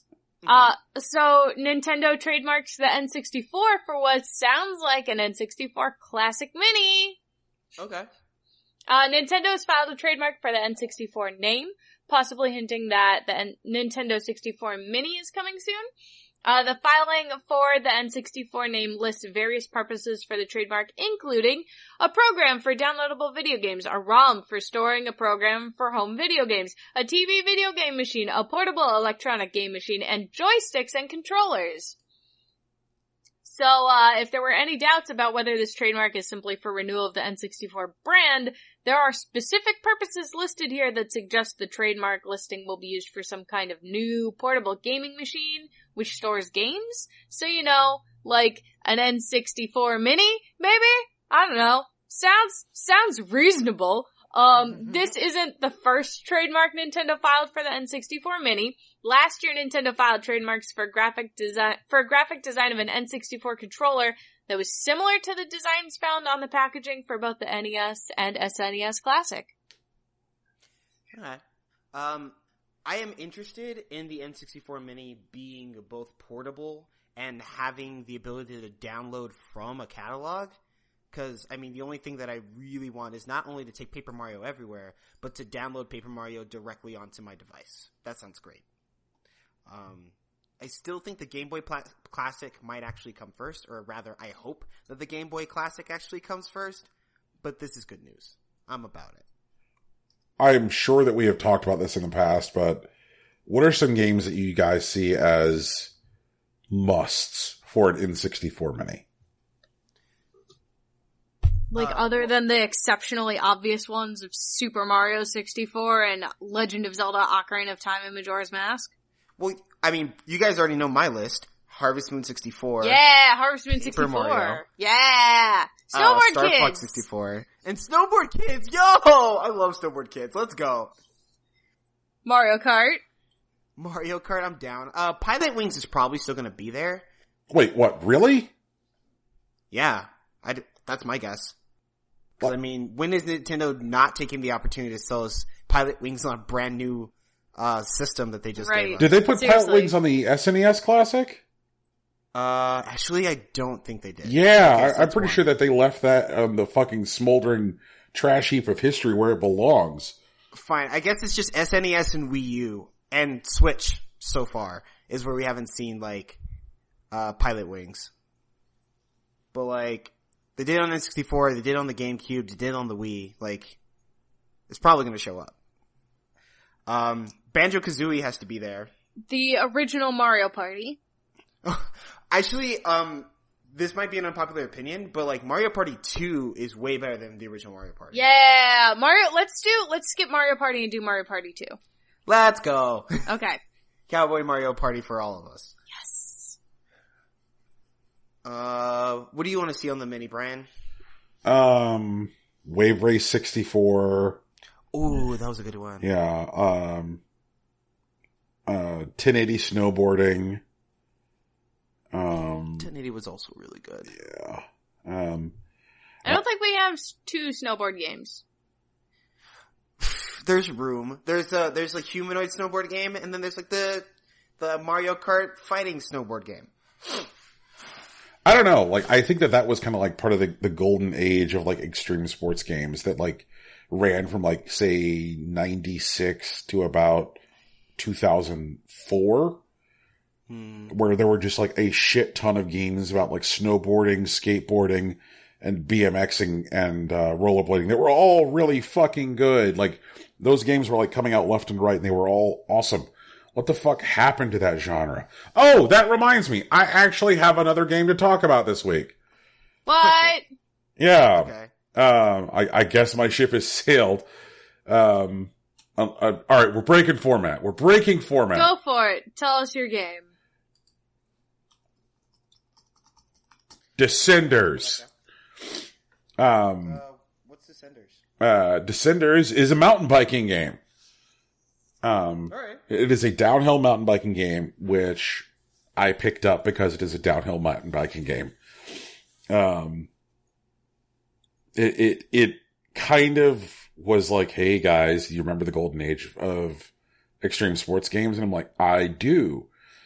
And they're like, well, come on board. And I'm like, I will.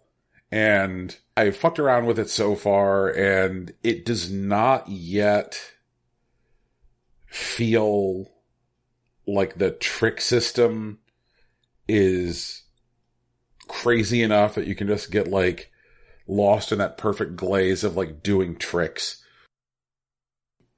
Also, part of the problem with it being procedurally generated is that some of the joy of games like Snowboard Kids or Tony Hawk or Matt Hoffman BMX are those perfectly designed bespoke levels. Like, there are levels in Tony Hawk I can still remember like the fucking back of my hand. And when you do procedural level generation, you kind of trade that away. You're like, yeah, I'm going down this mountain, but it's not as good as it could be. So I guess that's where I'm at right now with Descenders. Kind of a disappointment. I feel like one of the things that I really appreciate about the extreme sport games is that you get to learn the run, and procedural generation literally takes that away from you. Yep. Speaking of which, I guess if we're going to have an N64 classic, why don't we put a fucking Tony Hawk game on there? That sounds chill. I'm about it. Yeah. I also think we should skip the original Tony Hawk Pro Skater and skip straight to Tony Hawk Pro Skater 2. Agreed. But I think that might be tricky now that like Activision no longer has the license to Tony Hawk's likeness, which means that there's two licensing hoops to jump through there, because Nintendo would have to get Tony Hawk's Pro Skater 2 from Activision, and Activision would have to get a one-time usage right to Tony Hawk's likeness after they kind of fucked him hard. So don't see that happening. Then I guess there's the stickiness of the whole like Rare library, because when you start talking about like best games on the N64, like it does not take long to start thinking about like games that were developed by Rare.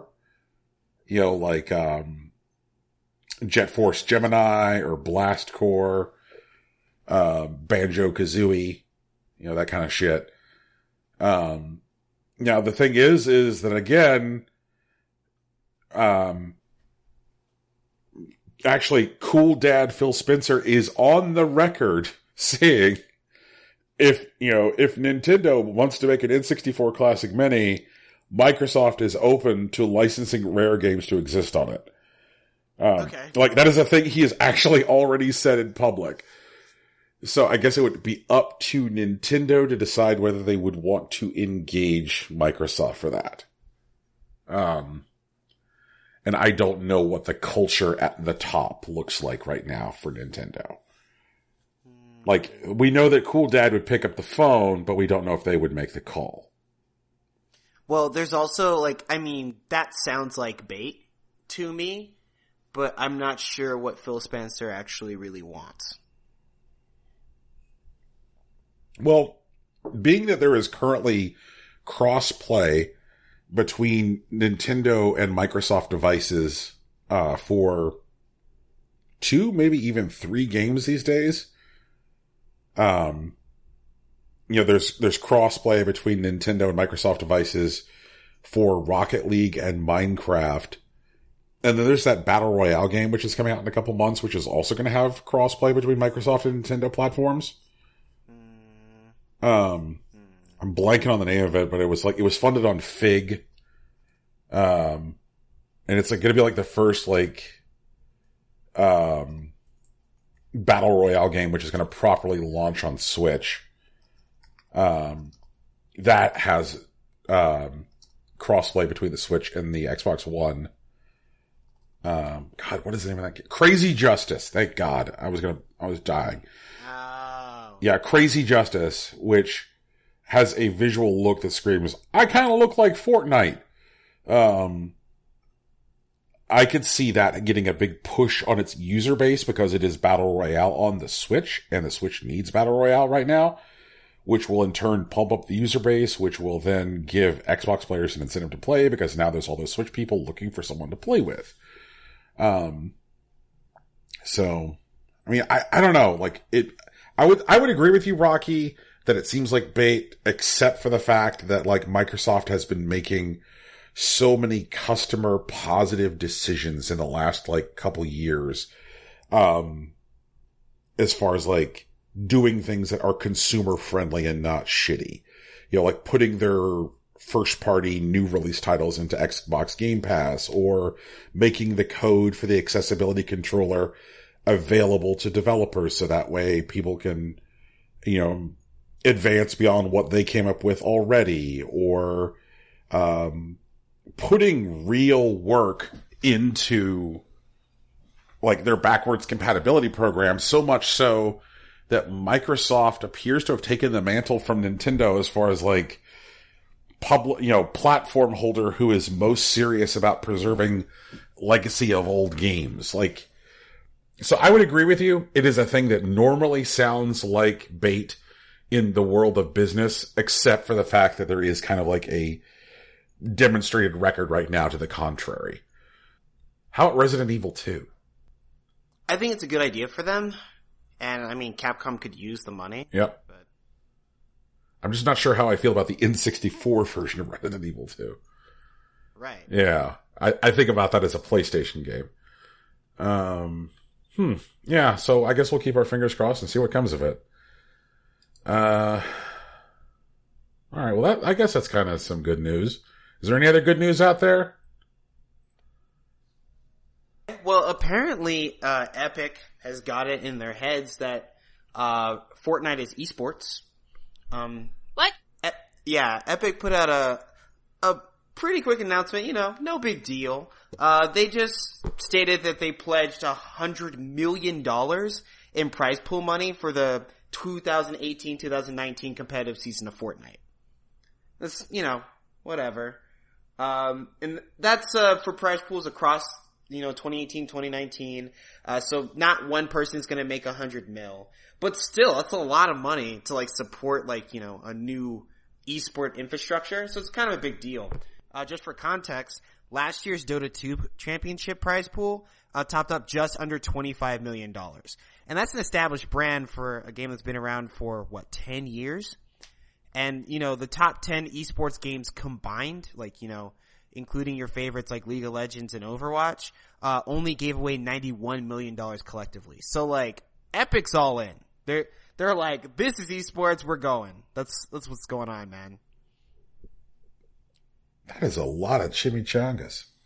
Yeah, man, dude, we gotta play some Fortnite. Or we gotta sponsor somebody or something. No. Oh my god, can we get the Impossible Coin fucking Fortnite team? I'm down. How many people have to be on a team? All of them. I think it's enough for a squad. I think if we sponsor 4 players, we'll have them run, in everything. So it'd be 1 squad, 2 duos, and 4 solos. I want to design the jerseys. I'm on jersey okay. detail. I'm kind of upset, Brian, because we were designing jerseys last week for our Moe beach volleyball game. You said nothing. And now you're all the way hype about these Impossible Coin Jersey. We could have an Impossible Coin beach volleyball team, man. We could do that. It's our game. We can put whatever we want in it. Well, not whatever we want, but you know what I'm saying. Okay. There's no reason that we can't live both dreams at once. I want our Impossible Coin Fortnite team to basically, on open chat, spend the entire time shouting, "This is beach volleyball." No. No. Tegan, give me one good reason why this is a bad idea. Because they should be saying it's clay fighters instead. I did not expect you to have a valid argument. We have home chants and away chants. For home chants, this is beach volleyball. For away chants, this is clay fighter. Okay. Oh, I hate everything about that. I hate that I had a good point. Because I hate everything about this. Ugh. Oh man, we're back. I'm cool. Obviously, we get Festival to coach the team. Oh, Jesus, God. no. Just like shirtless, always in beach shorts with the sunglasses, with the Famicom controller draped around his neck. He's just like walking around like mirrored shades, no shirt on. He's guzzling a bottle of Goldschlager. No. Oh, shit. And then the second season we have him clean up. He pulls his hair back, and then he gets it together for the team for the championship. Yep. Yep. But it doesn't work, and so he has to like get smashed real quick to give the proper amount of motivation. Wait, did we just do the movie? Did we just do the made-for-TV movie? Yeah, this is the made-for-TV movie. Damn. When we win the Impossible Coin team, the Impossible Coin, like that's what it's called. That's the movie. Oh man, we're a media empire now. It's so sick. I'm very excited. And Festival Hardbody's old rival, Railroad Higgins, shows up to the tournament. No! And he shouts at Festival, "My dick is hard like diamond." And like, we can't make another person. We can't make up another person to be in this movie. We need to get some actual writers. Stop it. No, look, Festival Hardbody is a real for, like, fucking decades. person. Like, obviously Railroad Higgins is made up because he's a character for this film, but everybody knows Festival's real. Come on, Tegan, Jesus. He's a nice guy. I mean, he has weird taste in fighting games, but he's a nice guy. Yeah. Come on. Railroad Higgins. No. Oh man. Okay. All right. Well, yeah. now that we know that Fortnite Tegan sports. hates esports, we should probably move on. Oh no. I feel like Tegan would like Overwatch League if like she knew how to play Overwatch. Do you know how to play Overwatch? Do you play Overwatch? No, I don't play Overwatch. I just cosplay Overwatch. I don't play Overwatch. Yeah. I feel like Tegan made the right call there. True enough. I mean, the girls is cute. The girls is cute. Hey, actually, shoutouts to Kevin Nene because he's been playing free for all mode lately, and he just placed in the diamond this season. Nice. Yeah, good for him. He's working the hog. Oh, he plays Roadhog. Okay. I was like, what does that I'm mean? sorry, I'm now looking at a whole bunch of sexy Junkrat cosplays. Damn. Because that's the world Brian, we live in once again, now. ask and you'll receive. Yeah. Brian, that's just Rule 34, man. Like, we're not going to negate Rule 34. We don't know how. We don't have the technology. I want to see when the inevitable, Impossible Coin show happens, the movie thing, whatever. Brian's obviously in it, right? He's gonna cameo like, what's the dude's name? Stan Lee. Thank you. No, like, we're gonna be in it, talking about this, and then they're gonna make it, and we're gonna show up and be like, front and center in all the tournament stuff, cause it's our team. Oh yeah, that's right. So we just be the corporate bigwigs. Yeah, so that means there's gonna be a sexy cosplay of Brian. Oh, I just yes. want to see the casting for Brian. I'm actually really excited. I'm down. I can't wait. I don't care who we cast for me necessarily, but they have to be ginger. Okay. I'd be interested in like a young Tay Diggs type. I think that would be cool.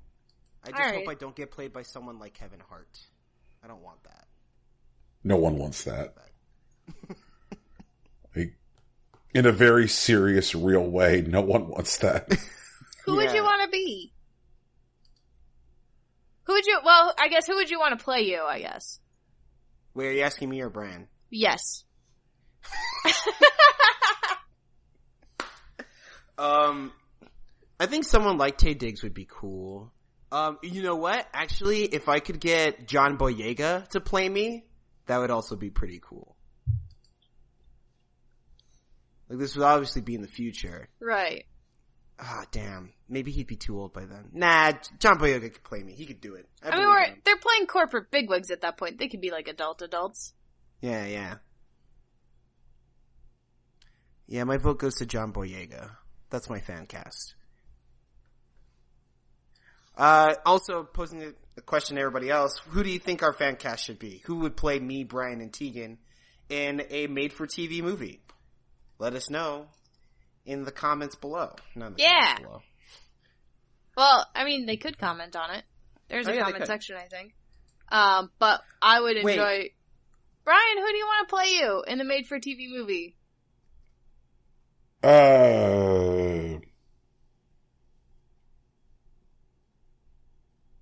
Let's see here. I mean, there's so many great choices out there.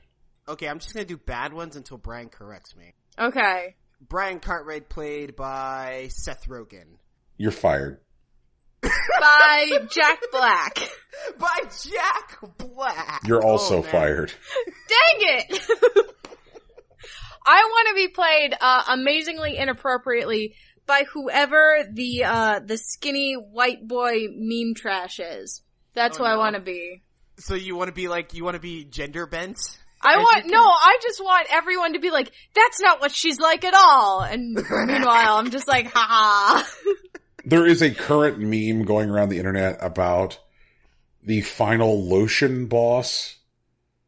Oh yeah, the final lotion boss. Yeah, I know. Yes. He's got the real square, facial hair and like the dreads and like a suit that barely fits because he's busting out of it.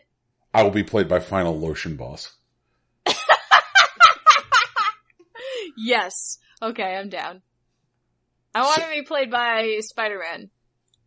Not even an actor who has played Spider-Man. Holland. Just like, fuck it. I want to be played by Spider-Man. I like it. No, like, Tegan wants to be played by like Tom Holland for some reason. Who's Tom Holland? Wait, I gotta Google. Wait. That's the boy who's playing Spider-Man now.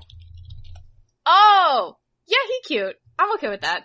He's a cute little meme boy. He could do it. I think that'd be okay. Dead ass just talking about Spider-Man? Like Peter Parker? Yes, I want to be, I want a superhero. I want an actual superhero. Oh my god. Nah, I don't know who'd do me. I don't know. The pool of, naturally occurring gingers is already small, so. You know. It is. I mean, it's bigger in like England and stuff, but I don't think, they'd have to do a really good American accent. True. Actually, whoever a super popular, cute, nerdy Annie-tuber is, that's who I'll pick. Gotta be a girl, though. Either a girl Annie-tuber so they can bitch about anime just as much as I do, or, Spider-Man. Legitimate Spider-Man. Like actual bitten by a radioactive spider. Spider-Man. Yeah, that's where we're at. I think that's fair. I think that's a reasonable, casting. Sure. Alright, hold on. How many stories do we have left? We have 5 stories? No, I'm kidding. Brian, no, Tegan's story is next. Yeah.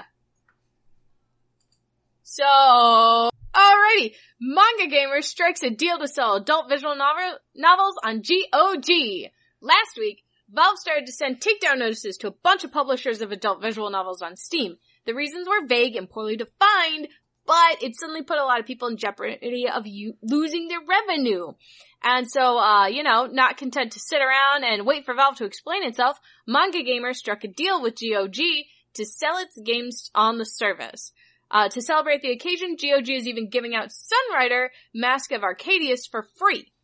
In a statement on its blog, John Pickett, Manga Gamer's PR director, said, Steam has now proven that it's growing unreliable for small and independent developers, so we are very grateful to have the next biggest retailer in PC market welcome visual novels with open arms and an eye for quality. Manga Gamer also mentions that the Sakai Project, another publisher, has joined them in offering titles on GOG. Sakai means world. The World Project. How lovely. This is I'm really glad this happened. Yep. And this is a friendly reminder to our listeners that you can and should buy games in places that are not the Steam. There's a whole world out there to get your games from. Have at it. Man, and it looks like there's a whole bunch of Sakai Project stuff which has already gone up on GOG, and a lot of it isn't even titty heavy. It's just they're rolling out their library, and a lot of it's on sale right now to mark the launch on GOG. You could pick up Fault Milestone 1 and for like $7.50, and Sunrider Academy, and let's make no mistake, Sunrider Academy's definitely got some titties in it. For like $3.39. So enjoy the titties, everyone. Enjoy your titties! As long as they're animated and done with consent. Tegan, I have some bad news. Yeah, What? Animated titties aren't real people, so therefore cannot provide consent. Because they're but not the voice humans. Actors can but the voice actors can give consent. Cause they're the ones making all the sounds. Or are there no voice actors? Are these voiceless anime titties? Okay, which I guess begs two different questions. One, so does that mean that animated titties without a voice actor doesn't fall within your confines of acceptable titties? And two, anime titties without a voice actor belong to the artist who is animating them. Okay. And then I guess what happens, I mean, like, can't the owner of any given set of any titties provide consent for their titties? So if the important benchmark is titty consent, why are titties limited to anime titties? Well, I mean... Hashtag titty questions. All titties should be able to give consent and have that consent respected. But we're specifically in this instance talking about anime titties. Oh, okay. All right. So that just in the confines of our anime titty conversation, the only relevant titties are anime titties. Yes. Okay. All right. Forgive me for my confusion. Cosplay's not consent! Fuck that! Don't touch cosplayers! Don't do it! Don't do it! Don't do it! Don't do it! Don't be touching cosplayers. And don't be one of those people at the rave who's just swiping all the butts. Don't do it! We hate that! It's fucking gross! Stop it! Ugh! Yeah, me and my crew, me and my mystic gang. Can that be their name? Me and my mystic gang, we fight those goons. We go to raves. We take down the sexual predators and like fondlers and shit. We don't abide that. I would like to thank Rocky for taking down the sexual shit. Hey, let's go. All right. But the mystic gang. Speaking of confusion, John Codera at Sony kind of caused some this week.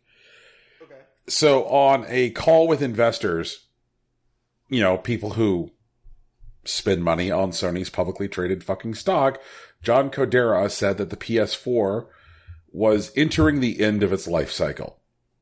Dun dun dun! Right after I got one. Like, what the fuck? That's not fair. All right. So here's the thing: is that can be a real thing, and the PS4 can still have years left, and that's kind of what got people's like knickers in a twist. So now, Kodera had to put his foot down and announce that, the next PlayStation console, presumably the PS5, is still years away from release. Kodera said, quote, and I love this quote, it's kind of top shelf. "We will use the next 3 years to prepare the next step, to crouch down so we can jump higher in the future." What? Yeah. Yep. Oh, we're gonna teabag the past. Well, so we can launch into the future. I don't think that this is necessarily a quote about teabags and time travel. And sorry, Teabags and Time-Travel. the name of the season premiere episode of Doctor Who.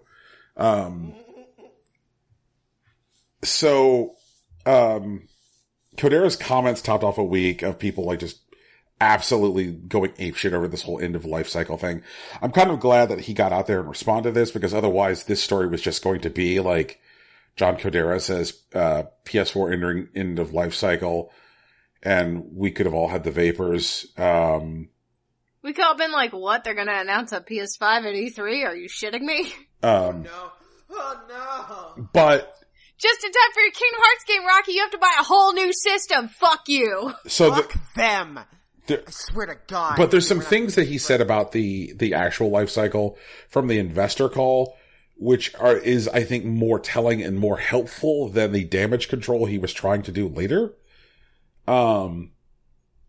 Because in the investor call, he was talking about like the period of time that like a console is a revenue leader, and when console sales start to slow, and the costs associated with developing a new console, eating into the cost of the profitability for the launch of a new console. And like reminders that, the PlayStation division was not profitable in 2013 when the PS4 launched. Now they moved into the black on the PS4 pretty quickly. Like the next year, the PS4 was in the black. And the PS3 was like in the red much longer because of the higher price tag, higher, development costs for designing the PS3. But the stuff he said on the investor call indicated that what he thought was that in 2021, that they would be exiting from that period of reduced profitability from the result of a launch of a console, which would peg the actual launch of the console not to 2021, but to 2020. Which would make sense, but I think he can't just give away the farm because people got the vapors and be like, oh my God, I'm going to have to throw out my PS4 next week. No one told you have to throw out your PS4 next week. Like, come on, people. You have to throw out your PS4 next week. Shit, I better throw out my PS4 next week. But No, but I feel like people are actually reasonably distressed about this because they launched the Pro last year. No, the Pro is at this point, the Pro is 2 years old. That was the Xbox One X that came out last year. Oh, yeah. Okay, so that would be 5 years total between the Pro and like the end of the cycle. Yep. Yeah. So, yeah, that's still like an 8-year cycle. And like the PS4, especially like the lead that it has, unless it's really afraid of the Switch, felt like it was going to have like a 10-year cycle. The problem with longer generations is you start to run into what you were running into with the end of the 360 PS3 generation. The longer your console is out, then the greater the performance disparity exists between PC gaming and console gaming.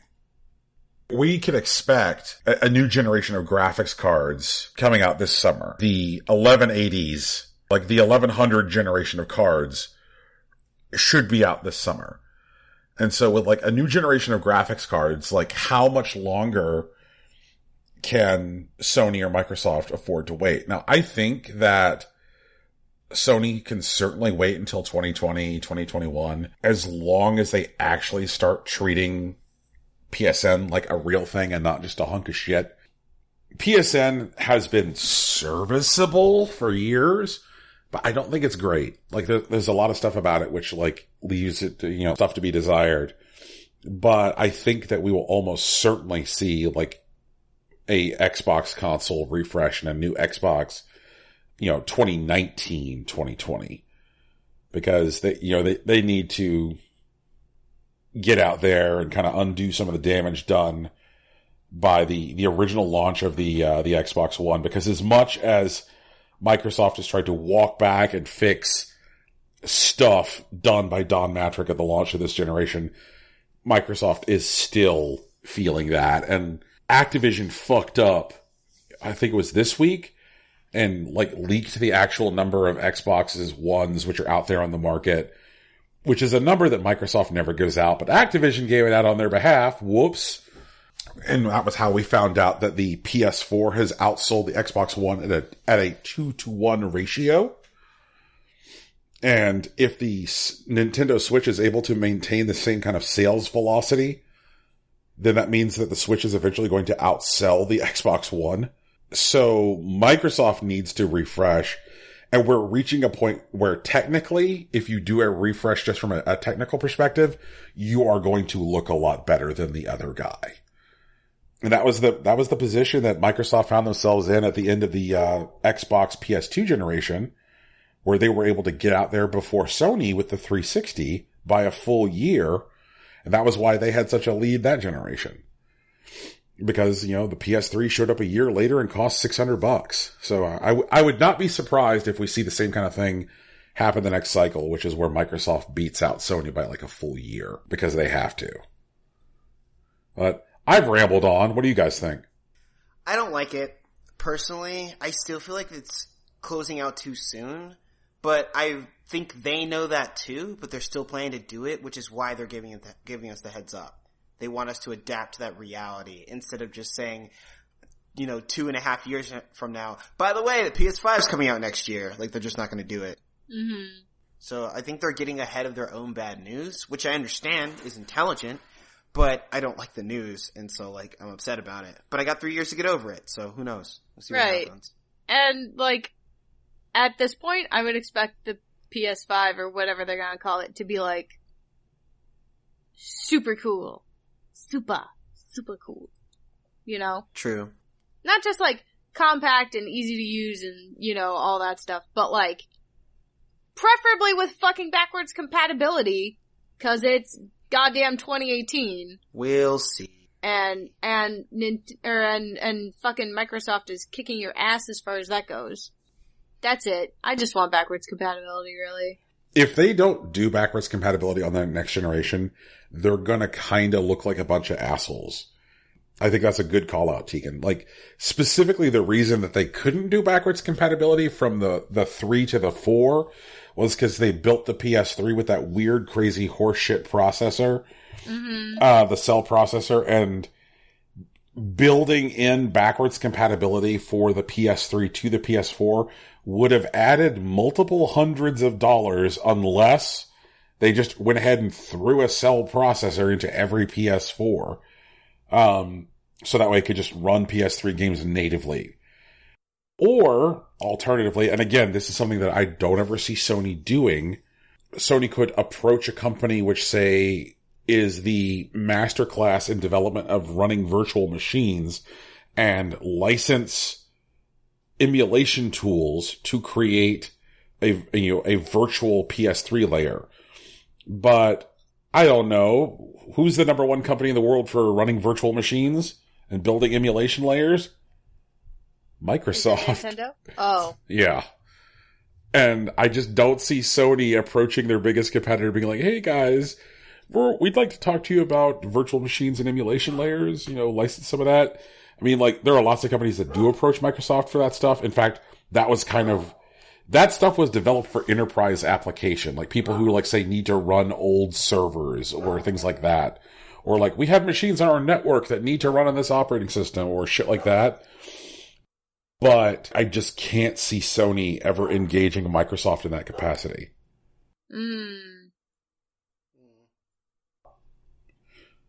So, guys want to talk about what came out on Steam today? What came out on Steam today, Brian? Well, there were 90 games yesterday. So, oh, Jesus. Yeah. Not as bad as it can be, but certainly worse than some. Just a few hot hits I want to, mention from yesterday, because we don't normally mention all the stuff from the day before, but there's a few treasures I want to specifically call out that came out yesterday. One is Achievement Machine. Is that by our friends at Achievement Hunter No! Group? No, it isn't. It is not a Poodlin Industries joint. This comes from Playloft, and Achievement Machine's description reads, Achievement Machine is a colorful clicker game for those who not only want to get a ton of achievements, but also want to enjoy gameplay. Yeah. Good times, everybody. Wait, so I can actually get some gameplay in my Achievement Hunter game? Yeah. Also out yesterday is Cosplay Convention Crisis. For Jacob Kirby, today is the day of the big con. He's got his outfit ready. He hasn't forgotten his badge. The only thing that can derail an entire weekend of panels, cosplay, and consumerism is the fact that an interdimensional war might break out on the con floor. Oh no! That would be arguably the worst. So this appears to be an anime dating sim about going to a cosplay convention. It doesn't have to be an anime dating sim. You could just have a regular dating sim, and it would automatically be an anime dating sim if you put it on a con. Yeah. So that's a thing. Other big winners from yesterday include Candy Snake. What? And in case you were is wondering... that like Apple Snake? Yes, I was going to say, and in case you're wondering, yes, it is. Yay! It's just Apple Snake again with a new name. So, shout outs to Apple Snake, continuing to fucking show up just about as often as the achievement hunting. Today, so far, there are only 2 games. So, wow. We've got Project RAT. In this 3D puzzle game, stick, slide, and sling an escape experiment to sweet freedom. Take the role of Crispy Rat, a previously diabetic test subject who now has been mutated by an exceedingly high dose of cannabino... oh, Christ. Is it about weed? Yes. Oh, no. Sling, slurp, and way out of the dankest labs to freedom. There it is. Yeah, yeah, so apparently you're a rat on weed. Okay. Yeah. Video games were a mistake. And the other game out today is Ghost Killer for $1.79. Oh, by the way, Project Rat was free. Ghost Killer says, earlier there were flowering meadows, but the fire turned the land into a barren waste ground. Now here live only ghosts and a wandering light that collects the soul of the dead. This looks like a mobile port. Features unique mechanics, simple mouse control, 100 fascinating levels, 10 unlockable colors, daily rewards, and, lastly, 500 easy achievements. Good times. Good times, everybody. Whack. Jesus. The developer, Sergey110 has shown up on our What Came Out on Steam Today segment before with some previous hot jams. Jesus.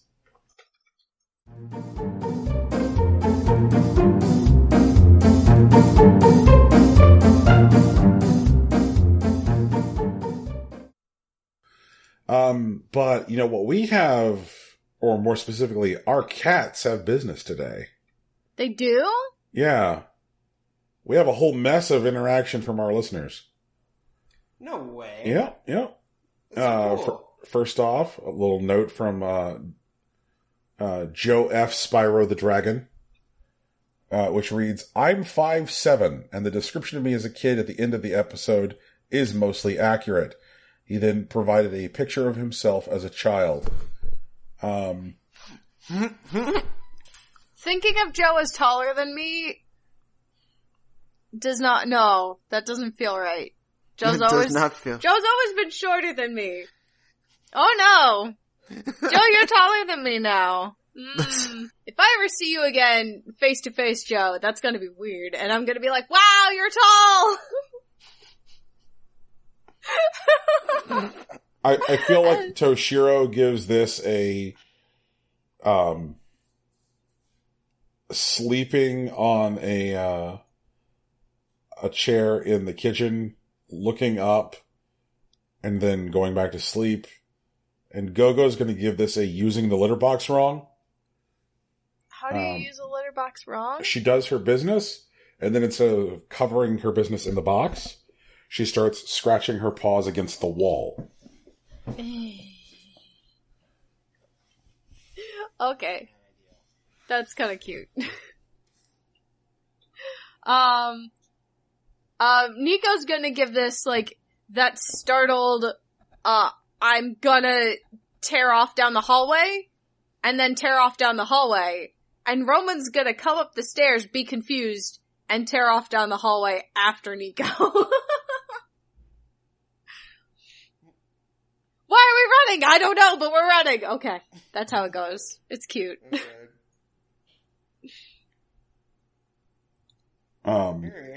We actually have some entries for our second round of attempting to give away copies of Extinction, which remind me, one of our winners from the last round, and you know who you are, still needs to message our Facebook so that way we can get you your code. There is a 1 more week half-life on this shit. If you don't message us, you're out. We're going to give it away to somebody else. Here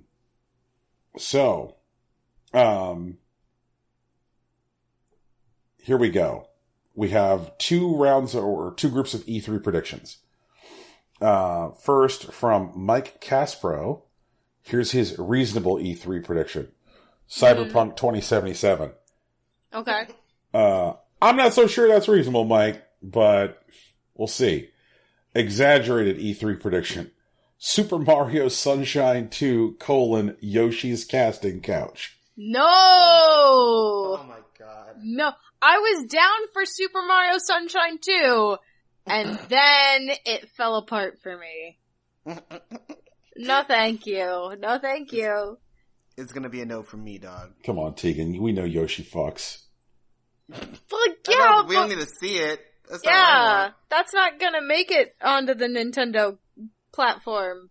Certainly not with a Super Mario Sunshine 2 as the pre-title. It should be Yoshi's business and Yoshi's business. Well, remember... And whoever's partner. It was Super Mario World 2, Yoshi's Island, so I can totally see Super Mario Sunshine 2, Yoshi's Casting Couch. I think that there is canonical precedent. Oh my god. You know that's not how that works. Alright, and the other one, what's the other predictions we have? Do you want to take the other prediction, Rocky? Sure. Okay. So Jordan Ricas tells us that Microsoft is going to release Gears 5 and Nintendo will issue a formal apology for the atrocity that is Pocket Camp. It will be stricken from the audience's collective memory, and everyone who played it will get a voucher for the eShop that is equivalent for the number of hours they put into Pocket Camp converted into cents. Oh god. Alright, that seems... I feel like Gears 5 is a pretty safe prediction. However, I feel like Nintendo will never acknowledge that Pocket Camp was a complete shit show. I mean, they have 10 million players, apparently. I don't know how many of them are active. I mean, hell, I downloaded Pocket Camp and decided it was immediately garbage, and then deleted it. So if I'm part of that 10 million, I was in there for 5 minutes. I like Pocket Camp. It's still fun. Kind of. I just want a new Animal Crossing game. Please, Nintendo, please. Please, Nintendo.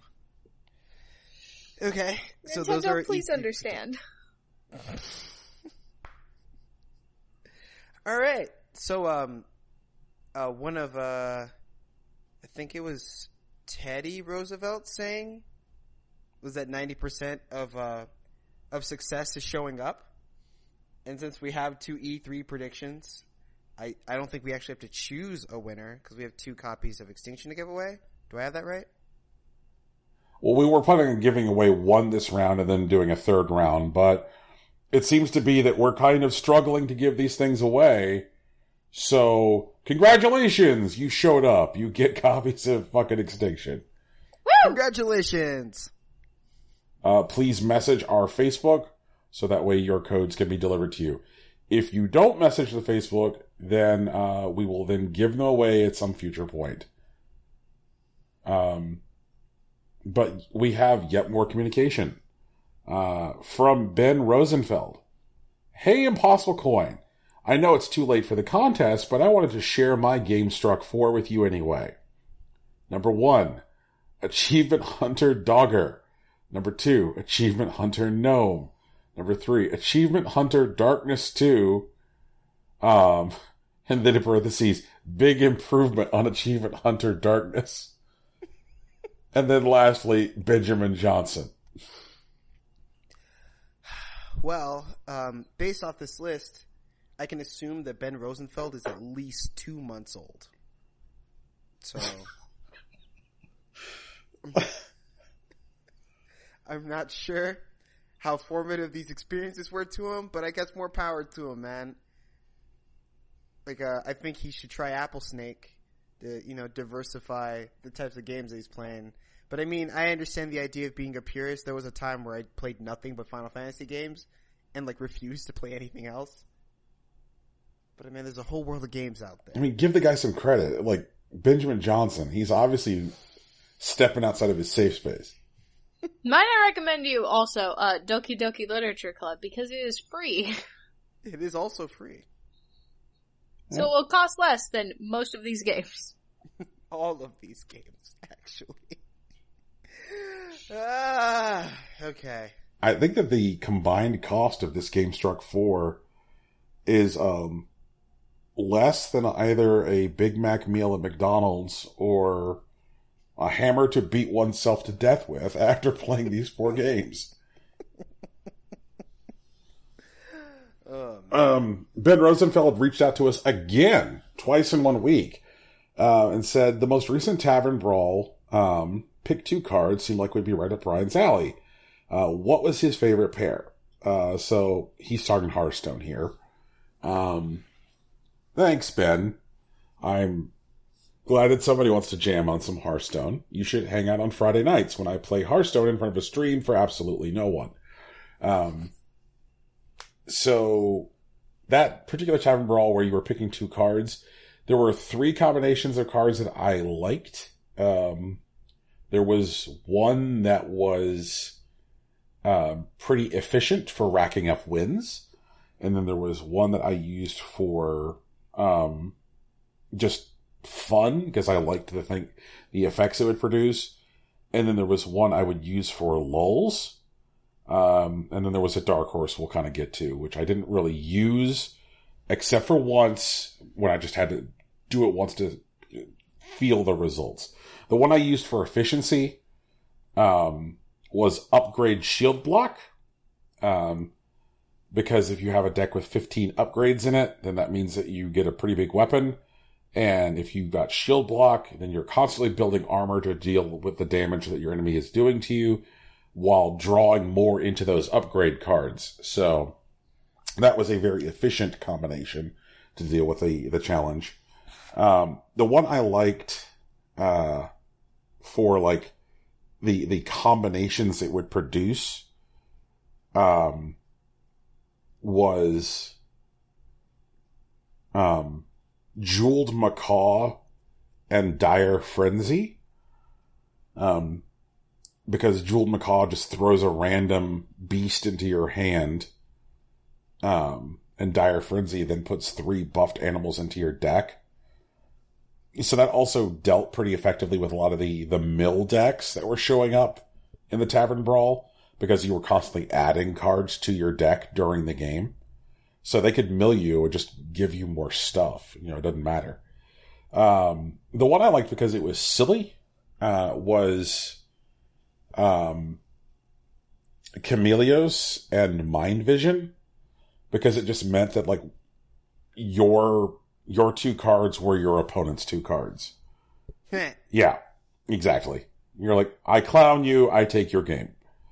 And then the one that I saw, the one I had done to me once, and I was like, this is stupid, I want to try it once, was something that was just an attempt to infuriate and bore the opponent into conceding, which was Shadow Stepped and then a Young Brewmaster. Because it meant that, like, the opponent was constantly taking their full 2.5 minutes with the excessively long animations of Brewmasters going in and out of their hands. Because one Brewmaster would bounce the other Brewmaster back into his hand, then he would Shadow Step and put down a Brewmaster, and then bounce the other Brewmaster back, and it would just go on forever. And that was also a weird combination of cards that prevented itself from being effectively stolen using the Chameleos Mind Vision combination. Because it's like, you could steal it, it just does nothing. And I was like, wow, this is infuriating. I wonder how many wins this guy has actually gotten from just getting people to get angry and concede. Because it's not like it poses any real danger. It just wastes your time. The match I played against a guy who was running that took like 20 minutes. I was hot. I was fucking hot, kids. So then I went and did it once. And then I conceded because I was like, wow, I'm a bad person.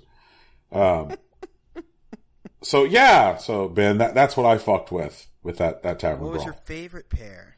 My favorite was probably Chameleos and Mind Vision, because it is fun to have your first play be their first play.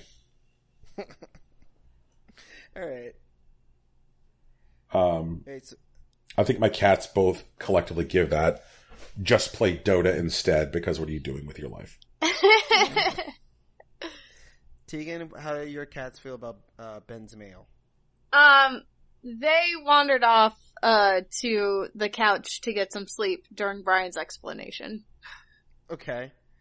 And what about his Game Struck 4, though? The Game Struck 4 is definitely, there's some batting at it, but not too much interest. Okay. Well, I want to thank Ben for his mail. He's officially our super fan of the week. And shoutouts to Ben on Facebook for talking to us. It's cool. Yeah. As always, if you guys want to talk to us, you can hit us up on the Facebook. You can talk to us through Twitter or through Tumblr. All of them are Impossible Coin.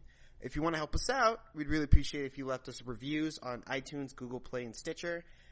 If you leave your review on iTunes, Brian will get you a biscuit. And if you haven't noticed, there's music at the beginning and end of this podcast. It's produced by Big Sach. His work is available on SoundCloud at soundcloud.com/BigSachNJ, or you can follow him on Twitter at Hillary_Swank. We still have a Discord. If you guys want to hang out, be cool. We'll talk about video games. Brian will teach us all how to play Hearthstone. It'll be a time. In fact, if you want to watch Brian play Hearthstone, he will be streaming on Fridays, and I will be back on Monday for Monster Hunter Mondays, but I think this week we're finishing A Way Out. Yep. Also, guys, if you would like to see something else get streamed on Fridays, please let us know. And if Fridays is a day that isn't the best for our listenership to hang out on stream, and there's a day that might be better, let us know. And if it's something that I can make happen, I'll make it happen. Woo! All right, y'all. Well, thanks for hanging out. Peace. Bye! Later.